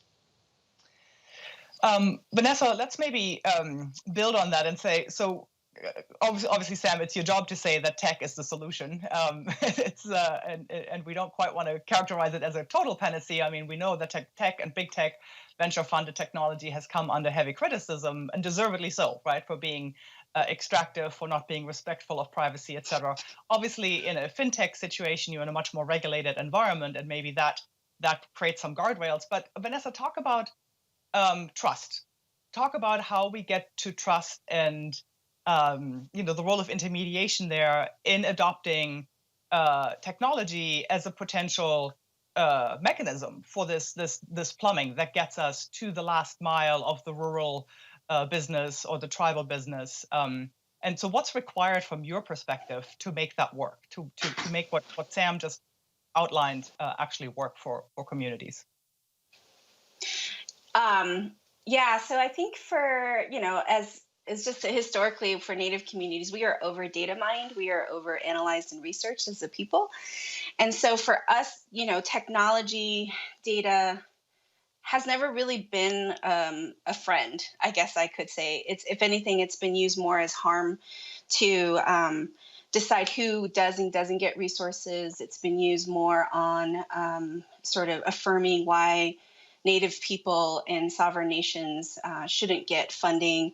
So for us, when we think about data, we think about technology, there's a historic distrust and historic malice that's come with that sort of thing. However, there's a lot of movement happening around data sovereignty, around indigenous evaluations and data measurement processes and tools. And part of it is because we do understand the power of data and how technology can be supportive and lifting. However, our approach to it and how we're working to build trust is never to start with the technology as the solution, but to try to understand what is the sort of, I'm not even going to call it root cause because it's so big, but what are some of the fundamental barriers that we're seeing facing? And so from our perspective, because banks have lost sort of that block-to-block relationship with who is their neighbors, who is doing what, and they're no longer sort of that convening place in which community came together to sort of share what was happening across the town, the city, even our tribal nations in Pueblo. I wouldn't call them banks, but we definitely had centers of activity where that kind of information happened. And we knew who was doing the hard work, and we knew who was growing. We knew who was, to use the word investable, was there. And so from our perspective, we have to be able to build deep relationships with our financial institutions that recognizes the assets. So for us, we've been working on a product called Co-op Capital now for about 3 years. And the idea is the financial institution can be this sort of backbone organization that does what it does well, which is it does the loan origination, manages the financial back end of the payment process. However, we've partnered with frontline organizations who are actually working with community at a high touch, high sort of engagement level, providing wraparound supports. They're the ones who do like the loan underwriting, the criteria, and they're the ones who are also providing these deeper supports.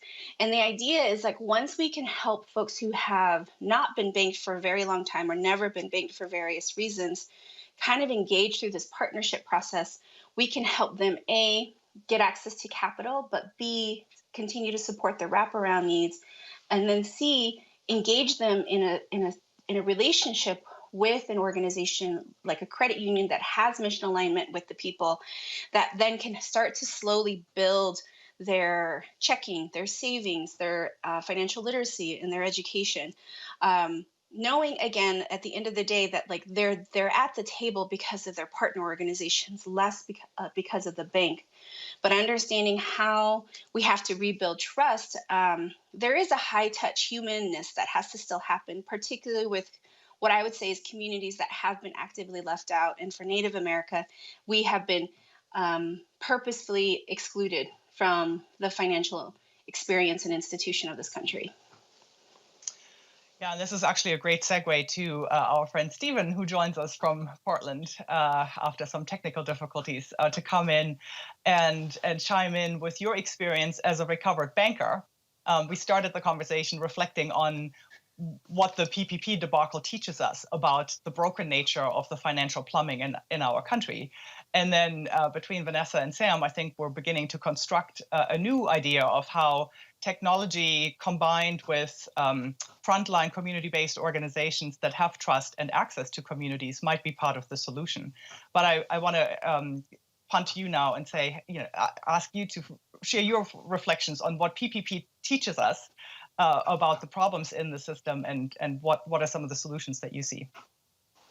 Yeah, thank you. I think for PPP, it revealed a couple different things. And one of them was the lack of institutional knowledge that business owners have around the way banking works, but also for politicians their lack of knowledge around how banking works. I think many people thought with PPP that these $350 million billion dollars was being written in checks to these banks, but it's a guarantee program. And so one of the reasons why so many lenders were hesitant about joining the program was because they didn't have all the rules figured out, and they were lending out their own depositors' money. And they were doing the equivalent. What ended up happening with the PPP deals that were done, it was the equivalent of more than 3 years of lending done in 6 weeks. So imagine the pipes that needed to be installed and be put into place for that to happen. And all the while that was being done, while there was no trust ever built. And you don't build trust off of transactions. And so in Oregon, in the last few years, we've been covering the SBA numbers. And last year, there was only 4 recorded SBA loans to Black-owned businesses in a state that has more than 5,000 Black businesses. And so imagine being a Black business owner who has been told no time and time and time and time again. And now you're facing the emotional and physical struggle of what's going on with COVID. Why would you go and opt in to hear no yet again? Especially when none of the lenders came forward and proactively said, hey, we're going to follow the rules of the CARES Act and ensure that we prioritize funds for underserved populations. No one said anything about that in the state of Oregon. No bank came forward, no lender came forward and said Section 1102 of the CARES Act says that we need to make sure that these PPP funds go to underserved individuals and underserved businesses. Well, in fact, they had some spectacularly ham-handed ways of trying to then close that gap by the second round of PPP, where they were calling up people like Stephen and others who were working with frontline organizations to say, hey, who do you know? Can you, what we now need urgently, Black and brown, preferably female business owners, to get their numbers up. And it was pitiful to see. And it was a real indication of the lack of effective, authentic community engagement. To your point, Vanessa, the banks didn't know where their customers are, right? They don't know where these businesses, where these communities are, and they haven't done nearly enough to reach out to them and work with them. To your point, Stephen. I think the other thing is the people that reached out, they were communications and marketing people. It was not bankers. That's right. And that makes a real difference, right? I think people on the communication side understood what was at stake from them saving face. But there was no bankers reaching out to me. It was those folks that are not on the front lines. And that's very disconcerting in and of itself. Yeah. I'm curious, Sam, what you can say. I mean, I don't like the word colorblind, although I'm getting blind by the sun here. It's a whole different blindness happening here. I don't love the term colorblind, but I'm curious. I mean, your approach is so data-driven. You don't have a physical presence that somebody comes into. ID verification need not entail driver's licenses necessarily. What can you say about the demographic makeup of the PPP program, for example? I think Cabbage ended up being the 4th largest PPP lender in the country.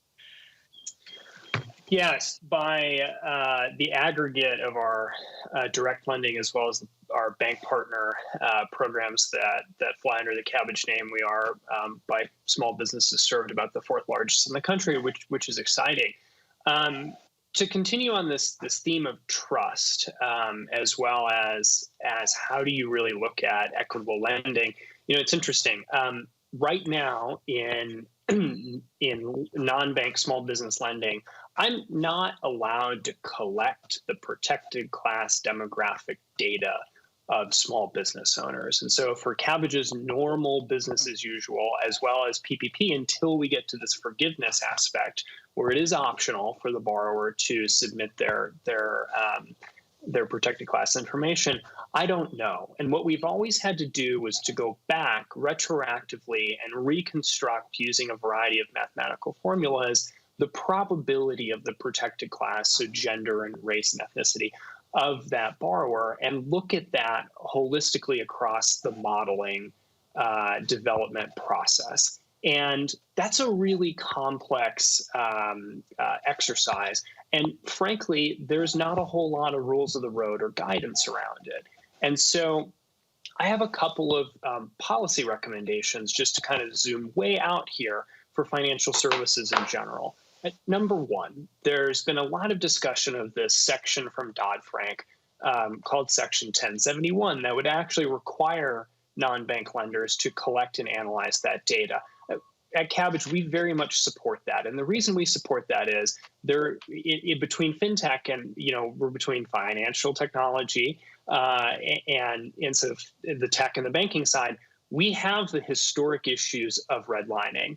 And we really do not want that redlining to carry over into a digital world where the algorithms are a concern for folks. And so the only way to do that is to suss out that algorithm by collecting that data on the front end, securing it so you make sure it does not end up in the actual credit decision, but looking objectively on the back end. And we very much support what the Consumer Financial Protection Bureau is doing to ensure that we can collect that data and use that data in a constructive way to test the algorithms and test the models. Quite frankly, we're for a public standard, whether it comes from the big four audit firms or something generally devised by the prudential regulators. We want fintechs and lending institutions at large to have some rules of the road on model bias and model equity. Now, taking one step further, I also think the data ownership, data rights, and data privacy piece of this is fundamentally important too. Now, if we have the historic redlining issue that we need to solve and make sure that it's not perpetuated in a technology platform going forward, we also have this distrust of big tech issue on the other hand. I, yet again, want rules of the road here. We went through GDPR for our European business. It didn't kill us. It didn't kill me personally, as everybody thought GDPR would do to tech.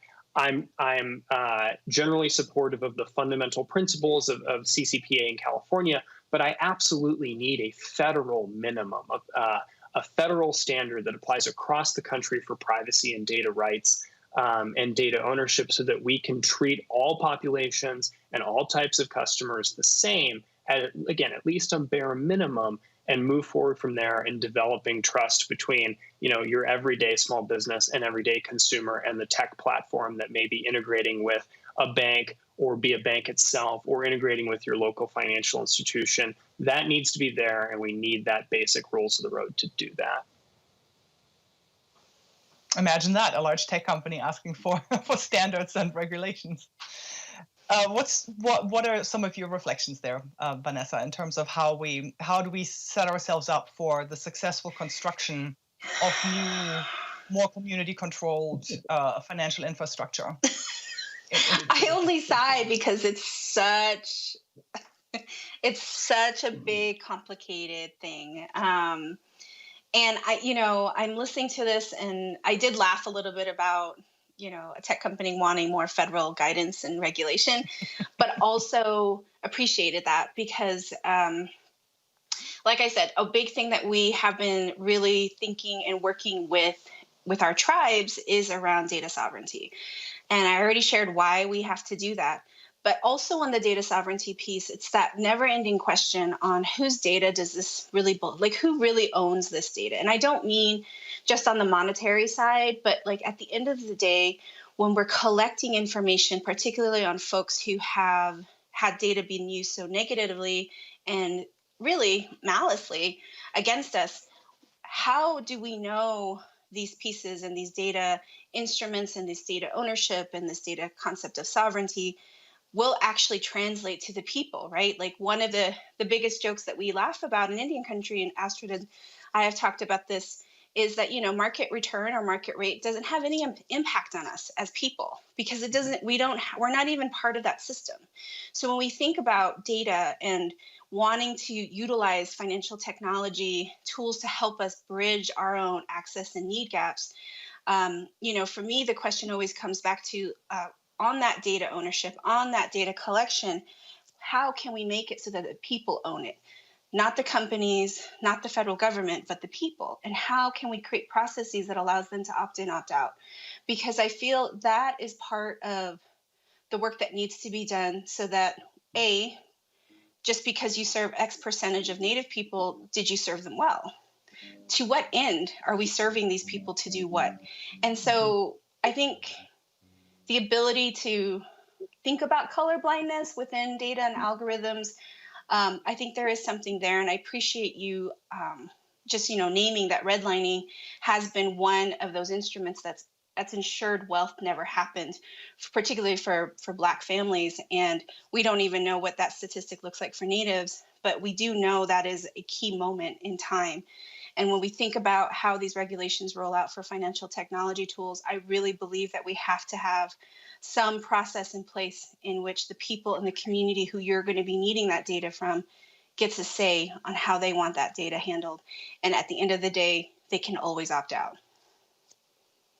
How does that sit with you, Stephen?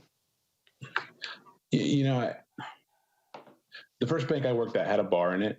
I think, to me, this always comes back to relationships. And when you look at the data around who was doing loans to Black and Latinx businesses in the state of Oregon, it was never the big companies. It was never the big four.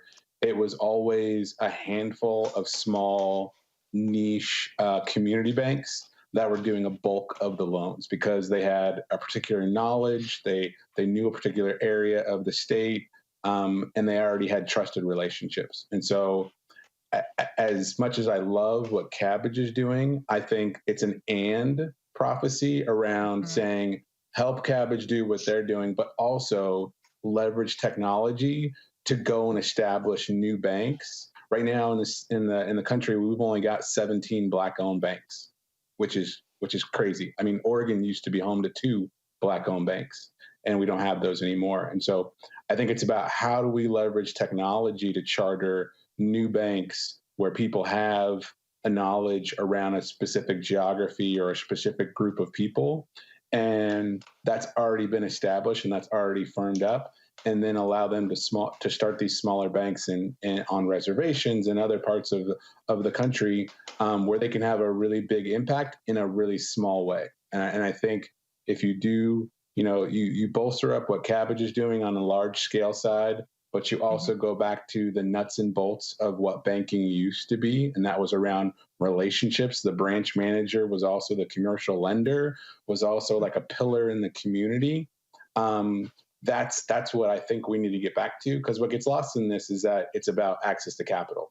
But at the end of the day, less than 30% of U.S. businesses ever get a loan, right? So 70% of businesses, their only outside money are customers, right? And so people need to remember what it's like to not only need your banker to help you get a loan, but also they're a key partner in the growth and success of your business.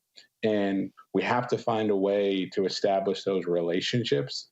And as much as I love technology, the bad swing of where we've gotten to of data entry being banking as opposed to it being on the people and the relationships is what I think is really what's killing us right now. And so I think it's an and thing of the Cabbages of the world being able to have scale and do things in a bigger way, but also, somebody, me and Vanessa getting together and saying, hey, we're going to start a local bank in Northeast Portland where we're going to leverage technology and we're going to serve this specific people who are always left out, who are always giving we're fixing to starting to get ready to help you, but never quite helping you. We need to leverage technology to allow that to happen. We haven't had a new bank chartered in Oregon since 2006. Wow. And so all of these new needs and all these changes are happening, and no one can step in because of the regulatory environment to go in and help them. And we know the existing players aren't going to do that, right? Like it's like going to electricians and saying, hey, will you guys start doing plumbing now? That's not going to work well. We need to find a way to get plumbers who know plumbing to be able to go out there and get in the mix. There is plenty of space in the pie and plenty of room to be expanded for market competitors like that. I totally agree. Look, there's 30 million some odd small businesses in the United States. I'm serving that measured in hundreds of thousands. Hopefully one day we'd measure that in millions and multiple millions. But there are lots and lots of small businesses that are underserved or underbanked or simply not well served by their larger institutions. I fully support more localized institutions working with them, and they're going to need to use that open data concept. Like, you are your data and you should own that data. And the community banks, the credit unions, the other financial institutions in your neighborhood of the future are not going to look like your older community bank. They are going to rely on technology. They are going to rely on data. And you as a small business owner should be able to take that information and walk that over digitally to wherever and whomever you want in some reasonable, with some reasonable expectation of privacy and trust and security behind that. But you should own that data. JP Morgan or Experian or your utility company or your accountant should not own your transaction data. You own that data. You spent the time investing in yourself, investing in your business, paying those bills, making those transactions, making those sales, growing that business. Use that to your advantage. And Stephen touched on this point, but I want to continue on it. It's not all about access to credit. There are three legs of the banking stool: lending, payments, and deposits. But beyond that, it's really about information. It's how do you take all of those debits and credits, those transactions, those relationships, those inventory orders, those sales cycles, how do you collapse that into a single place where you can look at that data in a form and a fashion that is digestible and makes sense, and more importantly, actionable? And that's part of our mission at Kabbage. It's not to keep and continue to push credit into people's hands. It's to help them run a better, more successful business using the data and technology, the data they own. If other partners and competitors and other folks in the market want to do that, that only serves small businesses. I only succeed when small businesses succeed. And so if a small business is getting better payment services or better investment advice or a better deposit program or a better credit program, whatever it is the case, that motivates me to offer an a la carte service that's competitive to them. And again, success does not mean more credit. Success means more information to make actionable decisions, to do what you need to do as a small business in your specific situation to survive and thrive. It's really intriguing to think about what that could look like, sort of that drip of information that's actionable to the individual business, maybe partnered with somebody in the community, a mentor, a business advisor, whether that's somebody who's attached to a banking institution, a new banking institution of the kind that Stephen is advocating for, or an existing entrepreneur support organization who's working with businesses in a community.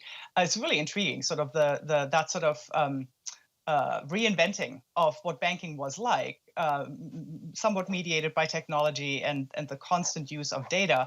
And I love the fact that we're landing on data sovereignty as a really important concept here. It's easy to say, it's now technologically possible to implement, and it is a radical departure, right, from all the tech platform models that basically are predicated on mining data and data ownership being concentrated in the platform as opposed to in the user's hands.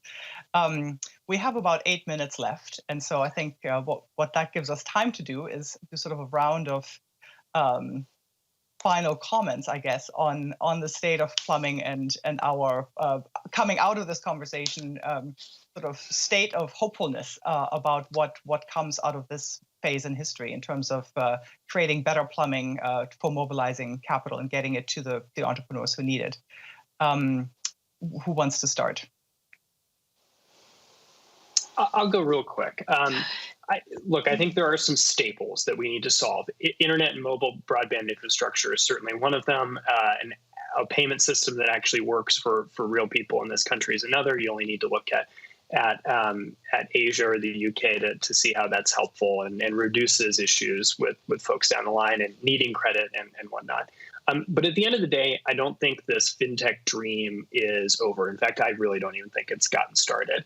At the end of the day here, when you as a small business open a fintech application, you should be able to port your data from all across the internet into that application. And that application should basically be your CFO in a pocket and give you actionable intelligence and frankly just go and execute the tasks in your day-to-day financial life with some input and guardrails from the user. Look, small businesses didn't get into the business of baking cakes or arranging flowers or building beautiful pieces of art or whatever because they wanted to do their finances. No, let the bakers bake.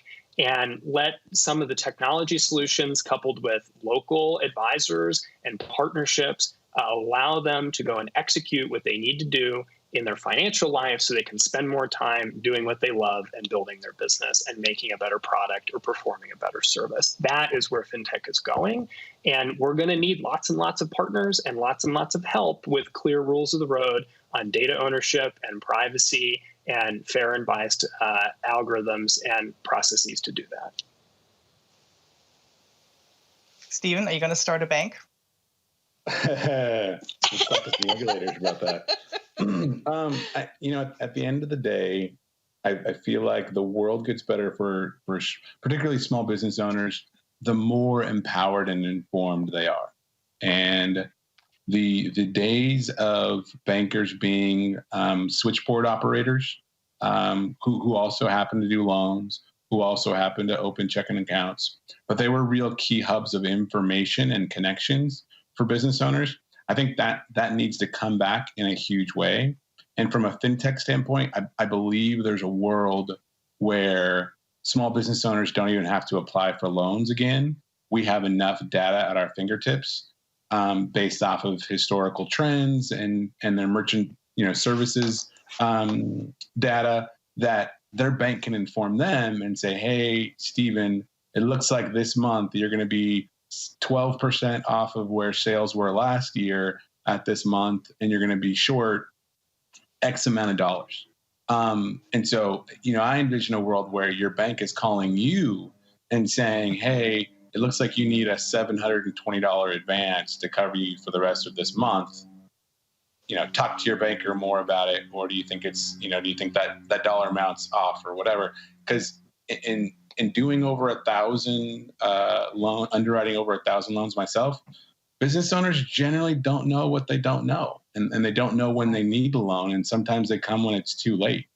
And I think data and the information out there now is a real equalizer for them to be able to focus on baking cakes, but also understanding the metrics and the numbers that they just have to know more about and some key triggers that are in their business, which will free up the stress and free them up from a timing standpoint to do what they do best. And then we have to just, pour ourselves into building trusted relationships. And that's long-term work. I think, COVID's taught me and what's going on right now with George Floyd that people want quick fixes. They want things fixed and right and perfect. But it took us 400 plus years to get here. It's going to take us 400 plus years to get out of it. And so it takes that kind of commitment to support businesses as well. It starts with building trust. Yes. Vanessa. Oh my God. Yes. Well, I guess with that, I just want to say thanks to both of you, and Stephen, thanks for saying all of that, because I would love to have my bank call me and be like, hey, Vanessa, you're going to be short on payroll this month, but we know that we've invoiced, right? Like the cash flow, the never ending cash flow challenge of owning a company is just terrifying. I would look forward to a day when my bank is looking out for me, because I am not only a good customer, but I'm part of the community, and why they're successful is because I'm successful. I would love for that to be the new conversation and the new way in which we work with banks. I also think that from our perspective, what we have been trying to do, particularly for Native American entrepreneurs and businesses on off tribal lands, is to recognize that the way we want to approach things is that there is no one thing that wins or that one thing that controls all. That rather we have to live in a community relationship-based economy, which means that, our financial institution is providing this support, our local small business technical assistance partner is providing this, our education community is offering support in childcare and allowing our business owners to be able to do the work. Our tribal nations are helping us think through how we can be more effective to build baseline economies. So for us, the future is it's going to be integrated and it's going to be in deep partnership. And that's the only way, I think, for us as people, as Native people, that we want to go into this future of the economy and access to capital, starting to look at capital is bigger than just dollars. Capital is people, is community, it's language, it's spirituality, it's safety, it's health. And so for us, it's like if we can start to incorporate that thinking in how we build these investment structures, how we build these financial relationships with those who have capital, that we start to look at the whole person, the whole people, and the whole problem. And I think it goes absolutely back to that, 400, 500 plus years in which we've built a country and economy that does not acknowledge, represent, nor lift the people who built this nation, but rather in order for us to get to that next stage, to get to the emergence, not to return to the old normal or to rebuild what was already built. I'm not interested in that. I think for us to do that, we have to be honest, and it will take relationships and that will take time. However, I do think financial technology tools is an asset and can be a strong partner to help us build within that interstitial space of what's missing in the gaps right now. And then hopefully long-term becomes a more human partner over time, because at the end of the day, that's what we need, is to recognize we're all living beings. And for us to all be all living beings, we have to feel and see that ourselves. So that's my hope. And I'm just really grateful for Sam and Stephen today, because you guys helped really kind of build what I think is possible.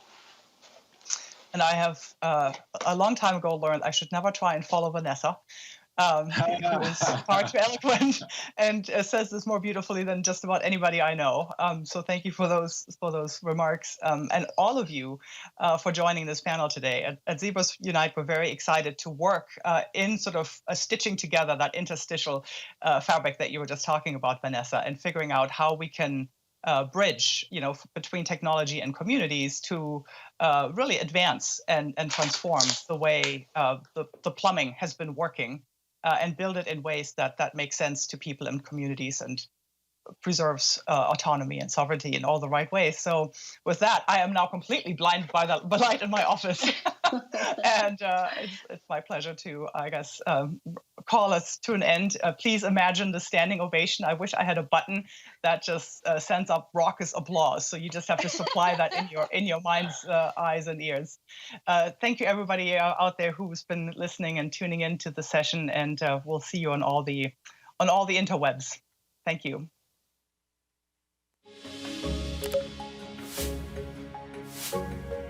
In the United States today, improving economic equity and opportunity are at the forefront of the national conversation. However, 44 million working households, representing 90 million people, struggle to pay their bills each month. And when it's tough to get by, it's even tougher to get ahead. At the Rockefeller Foundation, we believe we can lift up nearly 5 million low-wage workers by 2025, reducing economic inequality for those that need it most. We're transforming the economic stability and mobility of America's workers by utilizing the levers of public policy and private enterprise. We're also making visible investments in people and places that address the changing needs of the U.S. workforce, while helping to bring investment to low-income communities. For over 100 years, we have stepped up during our country's most critical moments, and we are recommitting our resources to unlock barriers to opportunity and rekindle faith in the American dream. We will continue to work for and with America's workers, facing economic challenges head on, because everyone deserves the chance to thrive.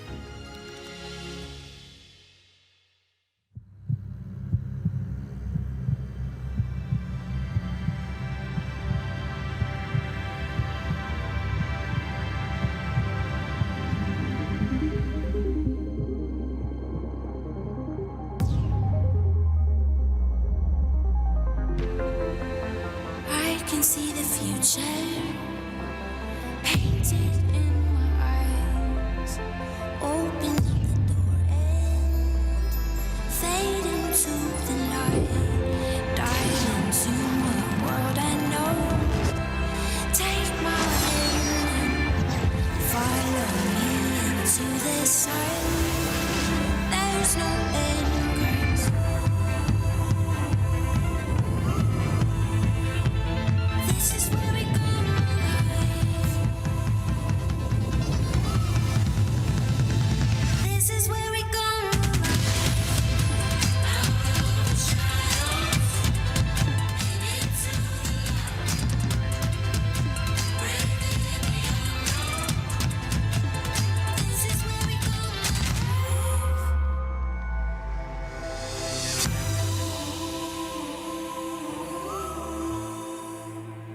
This is where we go, my life.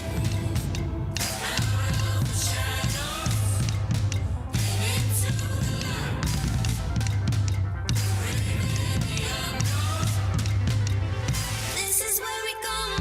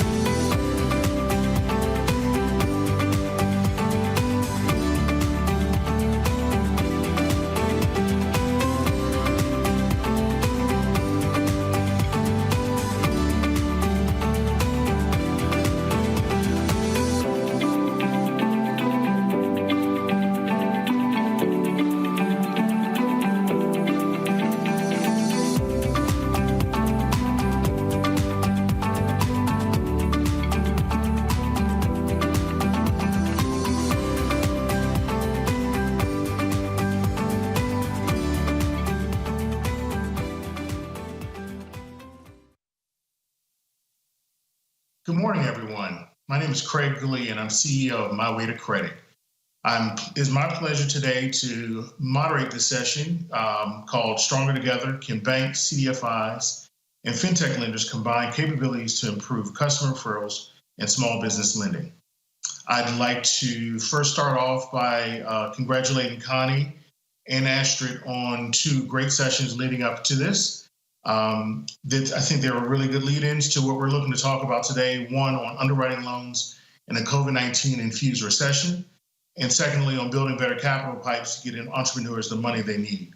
So we're now looking into saying, how can banks, CDFIs, and fintech lenders combine to improve the customer referral process to make sure everyone has access to the loans and capital they need. And I have a great panel here today that I'd like to introduce to you. First off, we have Everett Sands from Lendistry. We also have Mikhail Quarles from JP Morgan Chase, one of our proud sponsors as well, and David Snitkoff. So first, I'll start with you, Mikhail, and if you can introduce yourself and let everybody know who you are. Absolutely. And good morning, everyone, or afternoon, depending on where you are. Really excited to be a part of this discussion. As Craig mentioned, my name is Mikhail Quarles, and I'm the National Field Manager for Advancing Small Business, which is our focus on underserved entrepreneurs, specifically Black, Latinx, women, and veteran-owned companies. And we do know that COVID-19 crisis has really exacerbated the structural and operational function of the partnership between financial institutions, CDFIs, and small businesses. And we are utilizing every part of JP Morgan Chase to improve and address that issue. Specifically, we're leaning in to the work focused on entrepreneurs of color. From our recent engagement with the Entrepreneurs of Color Fund over the last several years to our $150 million commitment to CDFIs, JP Morgan Chase is pulling all the stops to figure out how it is that we make a true and sincere and long-standing impact in revitalizing and creating sustainability in minority communities.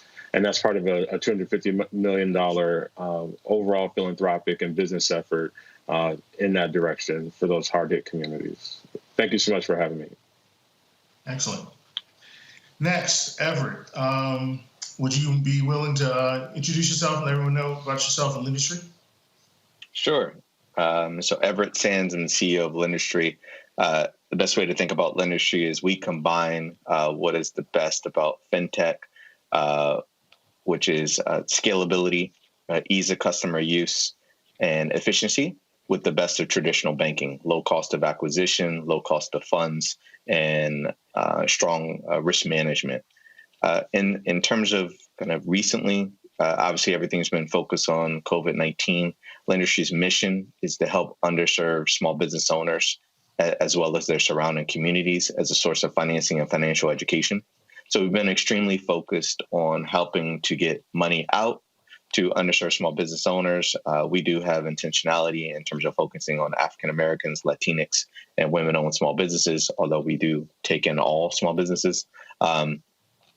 We've been really focused on SBA PPP lately in trying to get money out to the small business owners. Mainly those small business owners for us are sole proprietors. As you can imagine, that's where majority of minority business owners lie from an entity perspective. And then we've also been helping some states and counties in terms of deploying their CARE funds or the money that they received as a result of the CARES Act. Several partnerships that we have, National Urban League, New Vision, again, predominantly focused on African Americans for those two companies. In addition to that, Goldman Sachs and several others. Thank you. Excellent. And finally, David Sinikar from Oculus. David, can you share a little bit more about yourself and Oculus and their role in this space?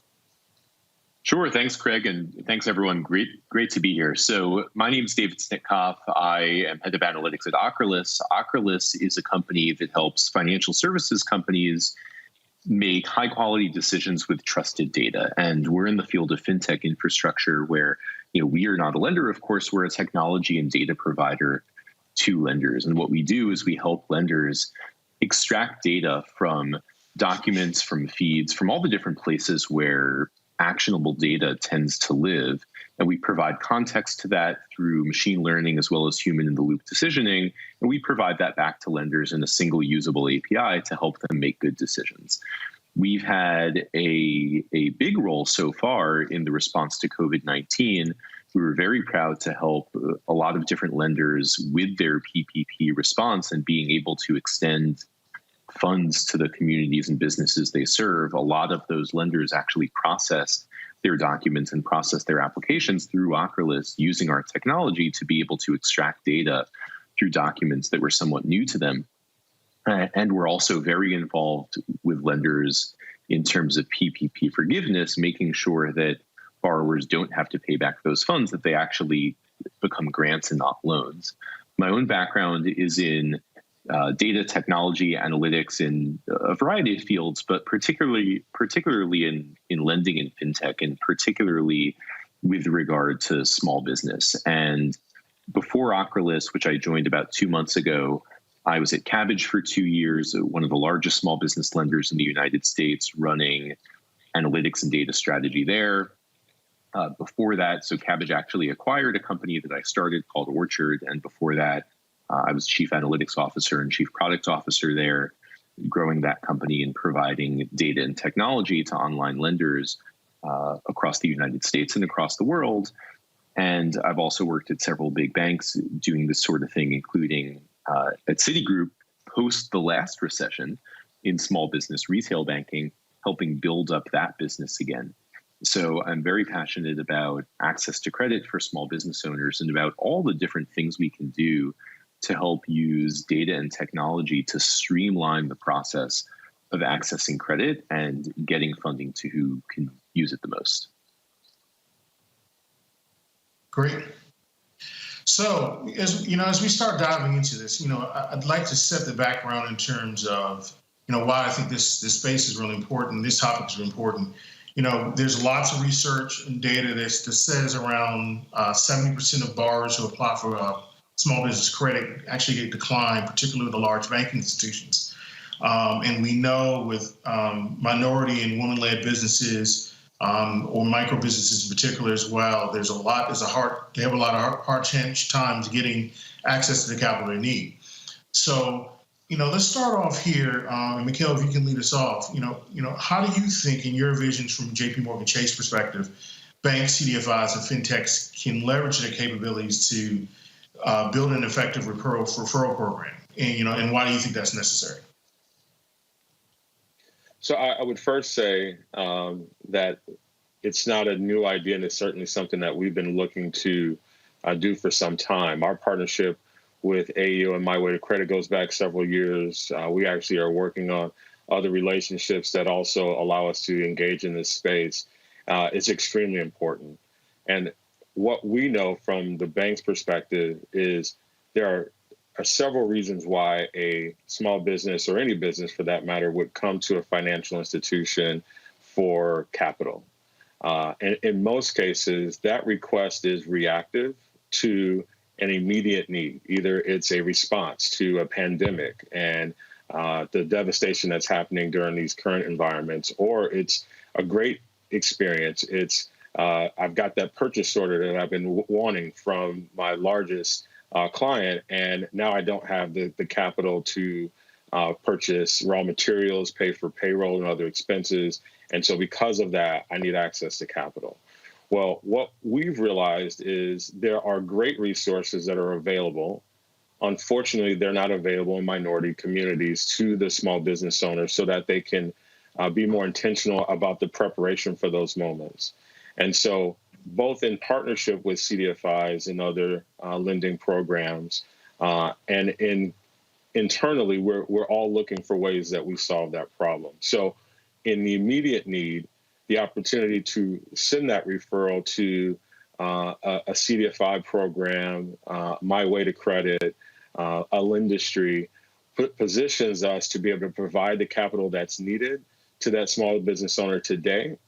It also gives us the opportunity to educate that business owner for their future needs, whether that be because we weren't able to provide the capital today or because that business is going to continue to grow and evolve and they need the additional technical assistance to bolster their balance sheet, to understand their operations, to have the right efficiencies, and to leverage the needs of that business going forward. So for all those reasons, that partnership has to be, and it has to become stronger as we move forward. Great. Everett, Michaela just mentioned, the referral, and how they work with us and others to kind of refer customers over. As a fintech lender, a CDFI fintech lender in particular, what have you seen? Why do you think it's helpful and beneficial? And what are the ways you've kind of participated in the space to this point? Well, I think Mikhail is absolutely right. There's different times when the small business owner needs different types of capital, different speed of capital. And the way I tend to think about it, Craig, and I think you and probably you and I, and maybe Mikhail and I have talked about this too, when you think about home ownership, there's a path to success, right? You rent a house, you rent an apartment, then you get a small house or a condo, then you get a bigger house. And effectively you go through these different stages. If you look at education, same thing, right? You start in your elementary school, your junior high school, and then you go, if you're lucky enough to college and then get a secondary degree. Small businesses don't really have this path, or at least it's not laid out for them. And so one of the things we've always looked at with industry and then with partners like Chase is we try to say, okay, how do we help them understand the path to success? And that path usually looks like they're going to raise their own money, friends and family, borrow from credit cards, which obviously we don't always want them to do, or borrow from their home. And then they get to a micro lending, hopefully CDFI or someone that does a small loan to them or one of the bank programs. And then they come into another capital cycle, which usually the industry fits in, and then they become bankable. So I think these partnerships are really important, not only from the standpoint of providing capital, but also in educating the small business owner on the path to success. Because I think if they actually understand the path to success, we'd have a lot stronger businesses, especially in our underserved communities. Yeah, that's great. And David, Oculus has been operating in the fintech space, not specifically in micro lending and unserved lending, but working with a lot of partners who serve that space as well. Mm-hmm. Talk to me about how you see the role Oculus can play in a referral system to try and enhance the robustness to the end borrower. So when I think about small businesses, two things come to mind. Number one, being a small business owner is inherently difficult. It's inherently stressful. You have the weight of the world on your shoulders, and you're responsible for your family, your employees, your customers, and you're always thinking about that. And so it's a stressful time all the time, and especially when you have a lot of external forces like a pandemic, a recession, whatever you want to call it. And so saving time for a small business owner is incredibly important, and also showing them a path and helping them get funding from where they need it. The other thing I think about with small businesses is that every small business is fundamentally different. They're idiosyncratic. It's not the same as consumer lending, where you can treat consumers in a relatively consistent way. Every small business is different. You're going to underwrite a restaurant differently from how you will underwrite a doctor's office or a retail store or a consulting firm or a law firm or an interior decorator or something like that. And so getting all of the data together and getting all of the documentation necessary to obtain financing is difficult and it's time consuming. One thing that we can do is help lenders put that packet together and say, well, if you're going to get data from a bank account, from tax documents, from financial statements, from identity verification document, that can be time consuming, but let's use automation to extract that data, put context to it, be able to add some kind of analytical value on top and put it in one place. And that way, for a small business owner, they can then match that up with the right grantor of credit. And sometimes it's a bank, sometimes it's a CDFI, sometimes it's another kind of lender. And likely, as you were saying, Everett, the type of lender you will access at a different time in the scale of your business is going to change. It's not always the same lender for your entire life cycle. So being able to access the right type of capital from the right lender at the right time is really, really important. Great. I'll open this question up to everyone, and volunteering. Who would you think? So let's talk about what things you all have each done in this space, referral space, and what's really worked well. It'd be interesting to really learn from those, but then talk about also then what hasn't worked well and what opportunities do we think there will be in the future to improve upon that. Everett, David, you want to start and then come, since Mikhail went last time? Yeah. So I think for us, in terms of partnerships, what we had to recognize, and I think all of us are recognizing this now, is that, first of all, what's the mission? And if the mission is to help underserved borrowers, okay, let's put mission first, right? Move competition, move other things out of the way. And then the second thing for us being a CDFI is recognizing, similar to a borrower, that different banks offer different things and want to do things in a different way. So we have one bank that we do a secure credit card product with. And now that's not generally something that's going to be needed by most of our borrowers, but some of our smaller borrowers, some of our borrowers that are building credit, and some borrowers that we want to just help, that's a good product. We've got other borrowers, like we have a relationship with Chase, where we go in and we talk to the relationship managers. That's a little bit more high touch scenario, a little less fintech actually, because with those situations, that borrower and that relationship manager become part of an ecosystem for that borrower. We're actually kind of game planning on what that borrower's future is. And then we've got other companies where it's almost like a lead aggregation scenario, where we're telling them, okay, here's some metrics, or here's some profile, and we'd like to filter leads, and we'd like leads to be delivered over to us that look like this different bucket. And I think that's important, because sometimes we have a bank that'll come to us and say something like, well, we need help in a certain MSA. Well, how are you in California going to figure out something for us in Miami? And what we do is we're leveraging some of those partnerships to help fill those buckets. The underwriting generally is the same, and there might be some different twists to how we underwrite, or the different programs, credit enhancements, and things like that we put them in. But what we've learned through those three types of partnerships is, one, we're keeping the mission ahead of anything else that we might be thinking about. So I would say the diversity of having the partnerships and understanding different partnerships is really, really important to the industry's success. Great. Yeah, and I think to add to that, I agree with everything you just said, and I think we're somewhat in a golden age of customer experience, or at least on the cusp of one, where consumers and small business owners have choices, and they should have choices, and they're going to demand a high degree of customer service, and they're going to want to be treated well. It's not like there was probably a time where you only had one place to go, or you had 0 places to go. The more choice a business owner has, the better it is for them, and they're going to continue to demand that. Yeah. Mikhail, what are your thoughts from your perspective? Well, I think everything that David and Everett said, I agree with. I think back to the recent response to PPP, and the fact that for JP Morgan Chase to have a demand and even to provide capital to over 250,000 small businesses, we could not do that with the employee staff we had. We have to leverage technology to do that. So the value of understanding the benefit of technology to provide access to capital is extremely key. And I think what we learned through that is that the platform we had, I use the analogy, we were kind of trying to build an airplane while flying. And certainly the technology that we had front end to allow for access and to allow for the application and update process greatly and vastly improved from when we first launched the access to PPP and where it is today. And so using those types of resources is extremely critical to our ability to be successful long term. David talking about the fact that clients have choices, which is great. The fact that an organization can leverage a Lendistry as a fintech alternative to capital through a large financial institution is a great option to that business owner.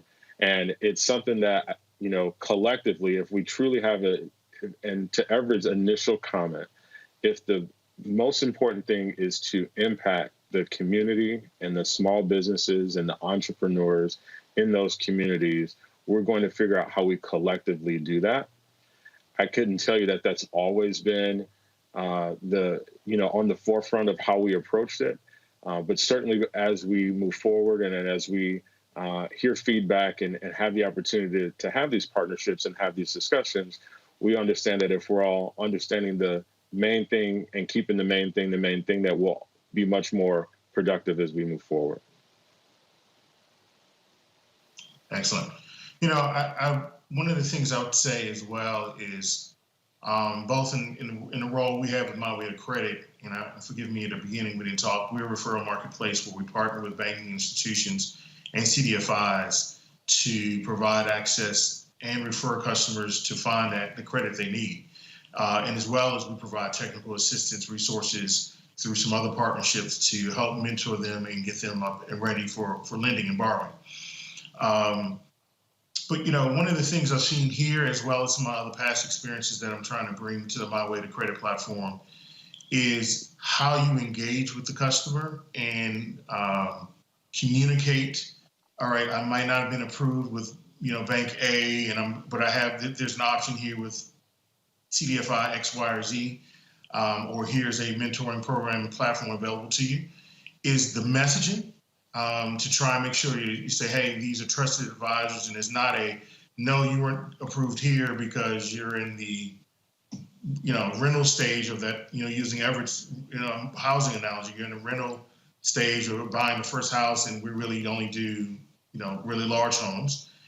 But really instead saying, hey, not saying no, but here's an option and solution for you, and here are the tools that help you get to where you need. So that's one of the challenges we try and work through in terms of the customer experience and how you communicate and present the offer to the small business. I'll ask you guys, what are some of the biggest challenges you see in terms of where the tools and things we've done to date, and what are ways we can kind of bring some solutions to improve upon those? Yeah, I guess I'll go first. So I think, oh, go ahead, Mikael. Go ahead, Everett. All right. So I think one thing, at my way to credit, you are ahead of your time from a small business perspective, and I think others like myself even look up to you all and what you're thinking. And it's interesting. I believe David said this before, but if you think about consumer lending, and again going back to the housing analogy, people have no problems about getting educated on homeownership, right? Whether it's the home inspection process, the appraisal process, the how to choose a realtor. In almost every major city in the U.S., you can go to an 8-hour homebuyer education class, pre-COVID, of course. But you could go there and you could get a certificate, and then they get a WIFM, whatever that is, a free appraisal, a discount on their rate. And still in small business, we haven't quite got around that educational curve yet, and we haven't digitized it or made it digital, made it online. So to me, that's kind of the I think we have a unique opportunity, again, as David mentioned, where people have adapted to Zoom and Skype and all these other things. So I think we got a place now where we can kind of get them kind of where we can meet them where they're at. And then everybody's accepted this kind of online video conferencing, which can turn into online education. And so I think that's the unique opportunity, which I hope we can nail down in the next 12 months or so. I want us to do it sooner, but I realize it'll take us a little bit of time to fine tune it. But that's what I'm really, really interested in, is how do we educate, especially the small business owners in our community who have a tendency to want to know A to Z. So they want to know how to do everything themselves. They don't have the time to do it. But we got a little bit of a captured audience and an educated audience, at least from a technology perspective, which I think is an interesting dynamic right now. Yeah, great. David, I'll ask you, Oculus, your data is really a big piece of what you all do. And if you're going to have a referral marketplace and someone's going to go from Bank A through a referral platform or some type of network and then to a lender and to maybe some technical assistance, a lot of that is how you then pass the data. So you kind of reduce the friction in duplicated information, input of information, getting the appropriate authorization to share data. How do you do it in a secure manner, things of that nature. What is your perspective in terms of how we build something that's a bit more robust that can leverage technology but provide the security and the privacy needs of the business owner? Yeah, and that data sharing is really important, because if you're a small business owner and you apply with one lender and that lender declines you, it's not because you don't deserve capital. It's not because you're not a good small business. You may just not meet the criteria of that particular lender, or your business may not be at the right stage. You still might be a great candidate for capital. However, if you're a small business owner and you have to put together your application separately for every bank or every lender that you might want to apply to, number one, that's really time consuming. Number two, you may just not know what all the options are out there. And, we are in this unique time where you don't have to be constrained by what you already know. You don't have to be constrained by geography. It's not like you're limited to the bank branches that are in your town. You theoretically have an unlimited number of sources of capital out there if those sources can just know about you.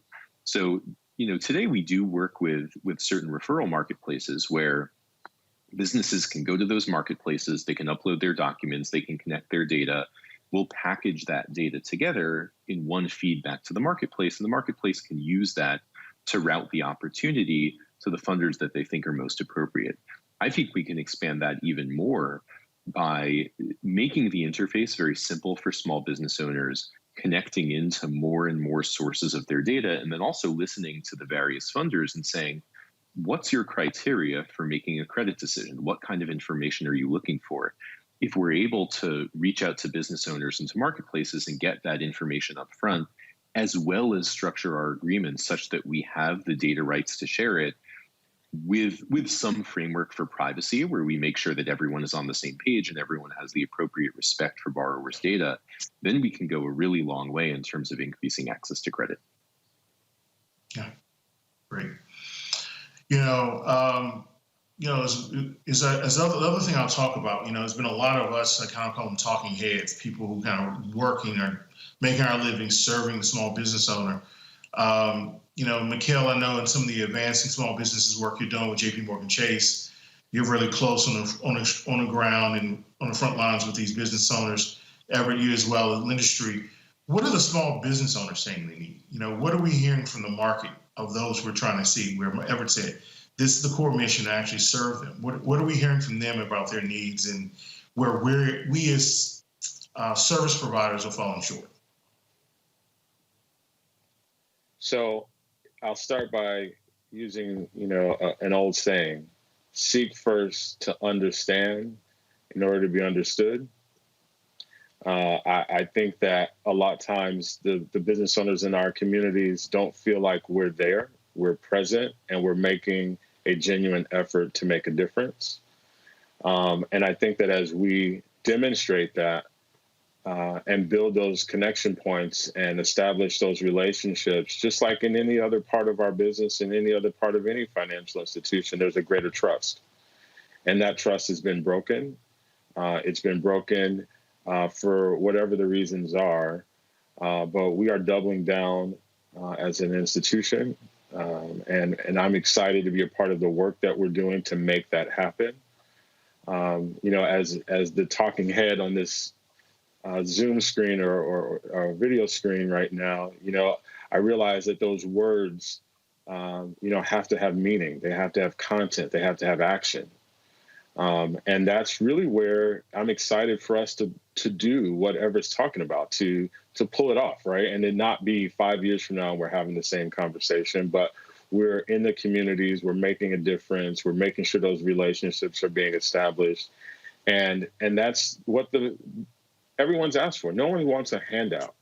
They want access to information. They want response when needs are identified.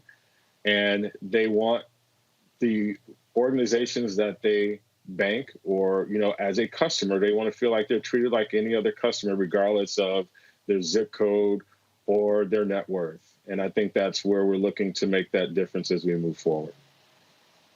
Yeah. Excellent. I think the other side of that is what we're realizing right now is where I sit. I guess I'm in a bubble. Personally, I've always had access to credit, and although it's my mission, one of the things that I think I missed was the rapport building, right? So if you look at something like PPP, one of the huge mistakes as we kind of come to the end, and of course hindsight is 2020, is we told the business owner, apply for an SBA loan. Well, only 3% of SBA capitals ever went to African Americans. Then we told them, you got to get in line right away. And then we told them, you got to have all your paperwork right away. And if you don't, you're not going to get the money. And so now as we sit back and we look and we say, okay, there's 4.5 million businesses, give or take, that have gotten the money. Well, at Lendistry, we estimate another 4.5 million businesses are eligible. So, to your question, we started going to the streets and saying, okay, why aren't you all applying? And they say, well, SBA, I've never gotten approved for an SBA loan. I've always gotten declined for an SBA loan. They want to take my collateral. They want to take all these things. So we really had to break down some rapport, some negative rapport, build rapport, because of the negative thought process around that. And when you really truly serve an underserved community, you start to realize that a lot of these people have been not building their businesses as efficient as they could because they've been afraid of debt. They've been afraid of the loan process. They've been afraid of SBA. and they've turned to predatory lending simply because they were just uneducated, that they just made a couple mistakes, and if they dotted some I's and crossed some T's differently, it'd be a whole different process. I think the other thing that we're hearing, Craig, is that the small business owners need both an equity solution and also a debt solution. And so that's why we've been trying to really, really focus on the forgiveness part of PPP, both from an advocacy perspective and also an education perspective. And then we've also been focused on the states that have received CARES Act money. They're planning to distribute those to businesses because most of them are doing it in the form of grants. So we're trying to give them that equity debt 1-2 punch, which we think is important for their continued success. Excellent. One of the things then, I think we're approaching, we've got a little bit more time. So, other questions that's come up is, how's COVID-19 and the civil unrest that's been going over the last few months, creating challenges, and, what are the strategies we're going to need to change in terms of serving Main Street lending as a result of these unusual times, let's call it? Yeah, I think it's unfortunately just multiple factors that keep hitting the most vulnerable. I mean, you take a disease, a terrible disease that's had a disparate impact in who it affects, and then the economic consequences of that, which disproportionately affect Main Street businesses and the people who run them. Then you have civil unrest, which does exactly the same thing. In many ways, we're in this dark and confusing time in America. And, there's so many great reasons for hope, too. I think we're a fundamentally resilient country. I think, I wouldn't bet against America. I wouldn't bet against people, and I wouldn't bet against small business owners. As Mikhail said, if you're a small business owner, you don't want to hand out, you don't want something for free. You started a business, you're an entrepreneur because you have this innate belief in your own skill and talent and work ethic, and you want to succeed, and you just want the chance. You want the capital, you want the chance, you want the choice, you want the transparency. I think the absolute best thing we can do is make capital available to small business owners, but also, make education available, make assistance available, and, give people a chance, let people know what they're eligible for, be clear with them. Any financial policy, any kind of financial regulation always comes with unintended consequences. And so you don't want to overregulate, but I think what you do want to do is enforce transparency, that, lenders and other providers of financial services need to be transparent on terms. They need to be transparent in terms of the way they make decisions. And if they make a decision where they decline someone, it may be a good idea for them to actually let those customers, those applicants, know where else they can turn, because it doesn't mean that you're not eligible for credit anywhere. It may just be that you're not the right credit for that lender at that particular point in time. Yeah. Great. Thanks for that, David. So, what are some of the lessons we've learned from the PPP process? You talked about some of the things. Mikhail, you talked about some of the challenges you went through. Like actually, all three organizations have. Are there things we've learned or things we had to bring to bear and innovate in a very rapid perspective from the PPP process over the last few months that we can now take out and roll out to more standard lending product and processes going forward? Yeah, I think for us, so two things. One, hats off to our team because they've been extremely resilient. I mean, they've shown the resiliencies of small business owners, which, I think has been amazing. So that's kind of the first lesson learned. I think the second lesson learned for us is we really got into a super tech mode. I mean, we took what was, kind of planned over the next year, maybe year and a half, and we threw it into 2 months. Crazy. To do that, but we did do it. And then I think we got an opportunity to shift some of our the way we handle customers. So, the way they upload data and the way it gets into our underwriting. We just shifted one or two big tweaks to our process, which was pretty amazing. Because in commercial lending, it's a foregone thought that you could take an application on one day and close it the next. And so I think for some of our team to see that and to become believers And then, I just think it changed the whole mindset. But I think for us, probably similar to everyone else, really some of the processes changed. And I'm super excited to see what effect that has. What effect that has kind of on a going forward basis for Lendistry and our different products. Great. Mikhail, what about you, from your guys' perspective at JP Morgan Chase? Be curious to see you there.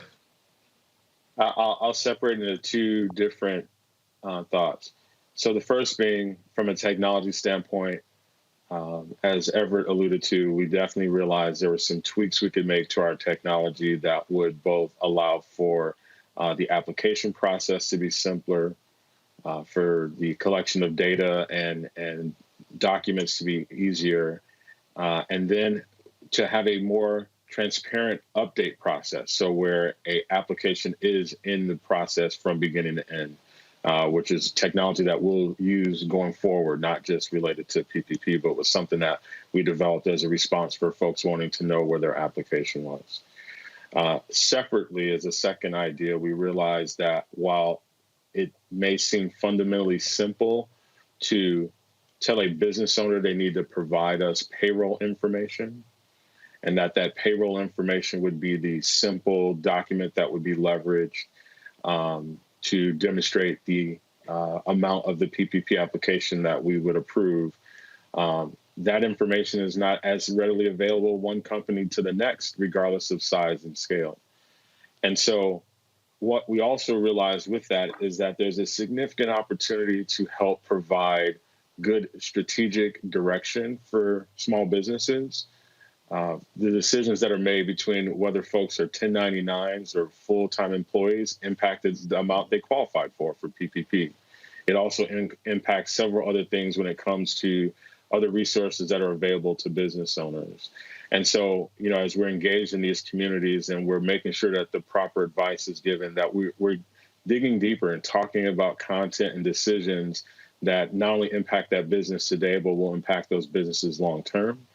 And also just making sure that they have the right advisors around them. I think someone mentioned it earlier, but the idea that a small business owner can't do everything and that they have to leverage good CPAs, good attorneys, and other folks to give them good advice when it comes to how to formulate their business and how to structure their business moving forward are things that can be done at an appropriate cost based on the size and need of that business. And those are all things that we hope to be able to provide as information from a digital platform and others to make sure that we're helping businesses to make more intentional and strategic decisions as they go forward. Great. Agreed. And David, from Aquas's perspective, lessons learned over the last few months during the PPP process that we can export. So one of the things that we do just by virtue of our business is workflow automation. And so we're very embedded in the operations of our lender customers. And what's so interesting about this point in time is that this double challenge of everyone working from home and having a brand new SBA lending process to implement has been really interesting, because lenders who had one way of doing things rapidly had to build an entirely new process overnight with either little guidance or very changing guidance. So I think there's now a realization across a lot of different businesses that even processes that had served them well for a long time, they all have to be rethought. And anything that was off, find a way to do it. Anything that required an in-person interaction, there has to be an online alternative. And so lenders, even very large financial institutions, are much, much more open today to rethinking and streamlining their processes than they were before. So hopefully we can take what's been a obviously negative situation and turn it positive with that in that direction. Excellent. So, as we're coming up to the end here, I've got one question so far from the chat that asked about small businesses, and it says small businesses get declined because they do not do well on the standard measures of credit worthiness. Doesn't fintech just exacerbate that system? And how do we change the system to help more disadvantaged business owners too? Yes. So any of you gentlemen I'll want to start take one crack at that, which is that, one thing that this recession has taught us is the insufficiency of credit data during a non-financial crisis. And so, credit data tells you how reliably someone has paid their bills over time. And so that's fine. And usually that is a good data source with which to make a lending decision. But the problem is that it doesn't tell you the full story. And particularly in a time like this, let's say you have two business owners and one of them has paid every bill on time for the last 20 years and the other one has had trouble, been overextended, maybe defaulted on a credit card or something. The two of them in a typical time would look very, very different. Today, if both of their businesses are closed, well, then they look the same because they're not actually able to make money because of the pandemic. And so to underwrite a business, you can't just look at traditional credit data, and you have to be able to look at people's cash flow, what's in their bank account, what's coming through in terms of merchant processing, what's their payroll, what's their rent, are their expenses recurring or episodic, are their revenues recurring or episodic, are they overly concentrated or are they diverse, how much cash do they have on hand? So I think it's important for lenders to be able to analyze a small business in a much, much deeper and more nuanced way, using more data than they have before. And so hopefully what we can do with fintech is not just provide a faster way to make credit decisions the same way everyone already has, but actually expand the pie by using more data to make a better and more nuanced decision with greater information. Great. I would agree. I think that one of the things that we saw or that we're seeing is that we're now, speaking of resiliency of the business owner, we're actually now going to see who is resilient and who isn't. So all things being equal, no revenue made by anyone or the potential that no revenue is made, we're getting to see the businesses that pivot, right? I mean, there are a lot of different ways, current ratio, debt service ratio, I can't think of the other ratio, that, in traditional commercial lending, you say, okay, these things are a good forecast of whether or not this business will survive. Well, okay, enter a pandemic, and now we're going to see who the real businesses are that can step up and pivot and do different things, right? Whether you're a restaurant owner and all of a sudden you switch to takeout, whether you're a restaurant owner and you switch to leveraging your beer and wine license, so now you can deliver beer and wine in select areas, whether you're a manufacturer and all of a sudden you start delivering PPE products. I think now we're going to see a true test on traditional ratios. But I think to David's point, we're now getting to see a different side of businesses, whether it be data or different information mixed with the ultimate form of any business, which is leadership. So those are the things that we're seeing that are changing. So I would say to the questioner, to the person who asked the question, I think actually it's going to change in the small business owner's favor, assuming that they were able to pivot. Great. Well, I know we were started a few minutes late. We're running a little bit over time, but I did want to say thank you to the panel for coming together. I think it's been a very robust conversation. We all agree that in addition to, as we talked about earlier, finding new ways to underwrite and getting more capital together, but kind of having these referral systems so the right customer gets the right source of capital and gets the right support in developing their needs as they mature as a business is important. So I want to give each of you gentlemen an opportunity to leave some closing thoughts. David, you go first, then Everett, then Mikhail, you finish out for us. Sure. Well, thanks to the organizers for organizing this. This has been a great conversation and a conference. I think it's a really pivotal time for small business owners in the United States, and 60% of jobs in our country come from small businesses, at least, probably more than that. And so it's really important that these business owners have access to capital, that they have the opportunity, they have transparency into financial decisions. And hopefully what we can all do in the world of fintech is provide data and technology and new processes to help lenders provide access to capital to these businesses and to do so in a streamlined and transparent way. If we're doing that, then everything else basically works. The businesses work, the technologies work, and if we're providing capital to small businesses, ultimately we all succeed. I first of all, again, Craig, thank you for moderating, and to AEO, we always support you and everything that you do. Obviously, a great conference, and the ability to digitize this is amazing. But I'm really hopeful of the small business owners. I know that the numbers aren't necessarily pointing the right way, especially for African American and Latinx business owners. I can't figure out exactly whether they're going to keep their businesses going or they're going to stop and do something brand new, because their resiliency goes in two different ways.